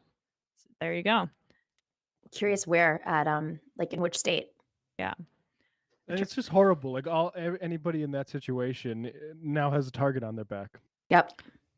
Attorney Andrew, Emma, NFL draft trade proposal with you trade the Giants number 3, 5, and 36 picks to the Texans for 3 and 13. Why would I do that? The Giants need to trade down. They have way more needs. They should not be trading away assets, and they need to have more picks in a stronger draft next year if they're going to take a new quarterback, which they probably will. Sorry, not to be a jerk, but that's a bad idea. I5, I love the PragerU family. So white, so 1950s. I know, right? Affluence and Wretchedness. Big Joel, a video essayist on YouTube, recently made a great video about PragerU's childhood history and right-wing values cartoon, and it is somehow even worse than I imagined. Their episode about racism and BLM features an animated Frederick Douglass talking about how important it is to follow the law. Oh my God. Perfectly Normal Tom. The discourse around Amazon, Small, and AOC is a major distraction from the ongoing fight. The union vote only provides strike NLRB protection. Nothing is over until they have recognition from Amazon and a signed contract. That's a good point. That's right. They got to negotiate, which they've announced they are. They're going to start. Yeah. Ryan in Los Angeles. Know me, if Trump were president and sending troops to the Ukraine war, which side would they be on? Because I think with the presidential megaphone and his power, the entire GOP would be pro-Russian, not just the lunatic fringe. I don't know. I mean, he'd try. I don't know if his generals would follow. They already started to turn on him. And I think he tried to break apart NATO, as he promised so many times. I wonder what he would do. I mean, in the initial, he doesn't have enough ideological principles to, I think, actually send, I don't know, to actually join up with Russia. And I think there would be a revolt. But it's really hard to say, honestly. And you wonder if what how Putin's tactics would have changed if Trump were in office. Mm-hmm. Maybe we would have invaded Ukraine. Chris Burdick, I love Vance's campaign strategy. Don't vote for me because I'm a racist. Vote for me because I'm a fascist who is also a racist. Madison Cawthorn, Fragile Tree. College basketball is for old, balding alumni with ED to reminisce about those awesome years in college when old, balding you forgot white alumni. When old balding alumni took all the good seats in Allen Fieldhouse and made students fight for seats in the student section. Rock, chalk, Jayhawk. Yeah, it's like, again, I like pro sports because I like workers to get paid. That is just my most succinct explanation for why I'm not that into college basketball or football for that matter. Not that the NFL or NBA is like a perfectly finished product. Far from it in the NFL's case. JB what's C? Hey, am I the only one who thinks that the Jimmy Dore demand as vote lefties are as much a problem for Biden getting traction as the Republicans or Democrats like Manchin? I think so. I think I don't know if that's right. I'm no Bidenista, but I don't believe Trump would have followed through on Afghanistan. He would have dumped more troops when the polling fell. He wouldn't have even tried to get us through COVID. Biden's done good stuff. We've said this. I mean, I don't know how many times I can say. It's just like, but it's also like emphasizing this. I don't know what good that does. It's honestly. so focused on election day, and like it's good, and we all agree that you should vote on election day. For even I think whatever Democrats typically over Republicans. But I don't think Jimmy Dore is even remotely close in scale to the problem that is the Republicans. I think to the extent Jimmy Dore is the problem, it's because he's basically a Republican. Like, and so I feel like we need to keep this massively into proportion a little bit. Yeah. Because like corporatists and Manchin, they're definitely like the much bigger problem. And the problem with Jimmy Dore is when he's echoing what they say about whether like COVID's just a cold and people should get back to work or not. Like he's a pipeline, like these conspirituality guys too. I mean, there's a lot of folks who suddenly, went from supporting Bernie Sanders, not just Jimmy Dore, but they've really invested in a lot of different networks of folks, some who are just mimicking others for clicks and some who probably are on the take at this point or were before, and who knows. And you just point out like when they sound like Lori Lightfoot when they're trying to act like Che Guevara, and I think like that's like the strategy. That's there. hysterical. That's That should be on a t-shirt. Matt is succinct but very poignant always. Punch drunk pulpit. Emma, now that you've eaten Sam's heart and absorbed his powers, do you finally understand how tough it is to be a boomer-aged Jewish man with crippling neuroses and sugar addiction? Not quite, but I'm getting there. Tojo's bald head. Saquon Barkley for Jimmy Garoppolo, Emma, LOL. Wait, is that real or are you just... No, there's no way. I would take that. I would love to get rid of Saquon. Literally don't know what you guys are talking about right now. Sorry. All right, Like, we're gonna what? read like 5 more and get out of here. A Square, here's the twofer with this attack on trans people, not only to continue to marginalize, but drive a wedge with LG folks who like the series Pose presents. Well, have had issues with the trans community. Oh boy, Disney was the biggest racist. Mickey Mouse was initially intended as a blackface type character. I don't fully understand the A Square. Ryan in Los Angeles, it was wonderful world of Disney, and that evil piece of crap union busting naming asshole died in 1966. Bowling was 3 when Walt went to hell. Yeah. Walt's he's frozen, guys. He's coming back. All these QAnon people who think JFK is coming back. It's actually Walt Disney. He's running in 2024. And many people forget also Austin Powers. Austin was real? Yep. In my world. Judy Ruliani, shofar for the ex-Mormons. Okay. Slappy Tubbs, the worship of kings and queens are still in children's books, so my 7-year-old has to know how brutal and cruel most actual kings and queens were. So again, I don't really get what the IM means. And the final IM of the day, Waters Dreams. Sarah Palin, let's say you ran into AOC in the congressional laundromat and she was stuck in the dryer. Have you thought about what you'd do then? Wait, Oh what my is God. that? That's a classic porn setup. Someone gets stuck in the dryer. Yeah, I know. Oh, I was like, Let me wait, help you why out do of I the know? dryer. Oh, I grabbed your hip. That sort of thing. wait, how? Okay, all right. Like they're like in whatever. With their rear end pointing outside. Okay, that's pretty amazing. That's pretty amazing. And also like pretty unbelievable about how someone would get stuck. Like pick a different Oh, I'm stuck in the dryer. The thing that always happens with my butt straight up in the air. Yeah, right. All right. my Well, that's God. awesome. Thanks so much, guys. Nomi, appreciate it. Thanks, Thank guys. you, guys. Sam will be back tomorrow, hopefully, if Saul's feeling better. We'll see you tomorrow. Bye, everyone. Bye. It might take all the strength I got to get to where I want, but I know somehow I'm gonna get there. I wasn't looking when I just got caught between the truth and the lie bar, but finding out won't make me feel any better. Yeah, I know the clock is ticking, but the meds are gonna kick in, and my pilot light shining bright. I guess somewhere the choice was made for the option where you don't get paid, for the road that bends before it finally breaks you. I guess I'm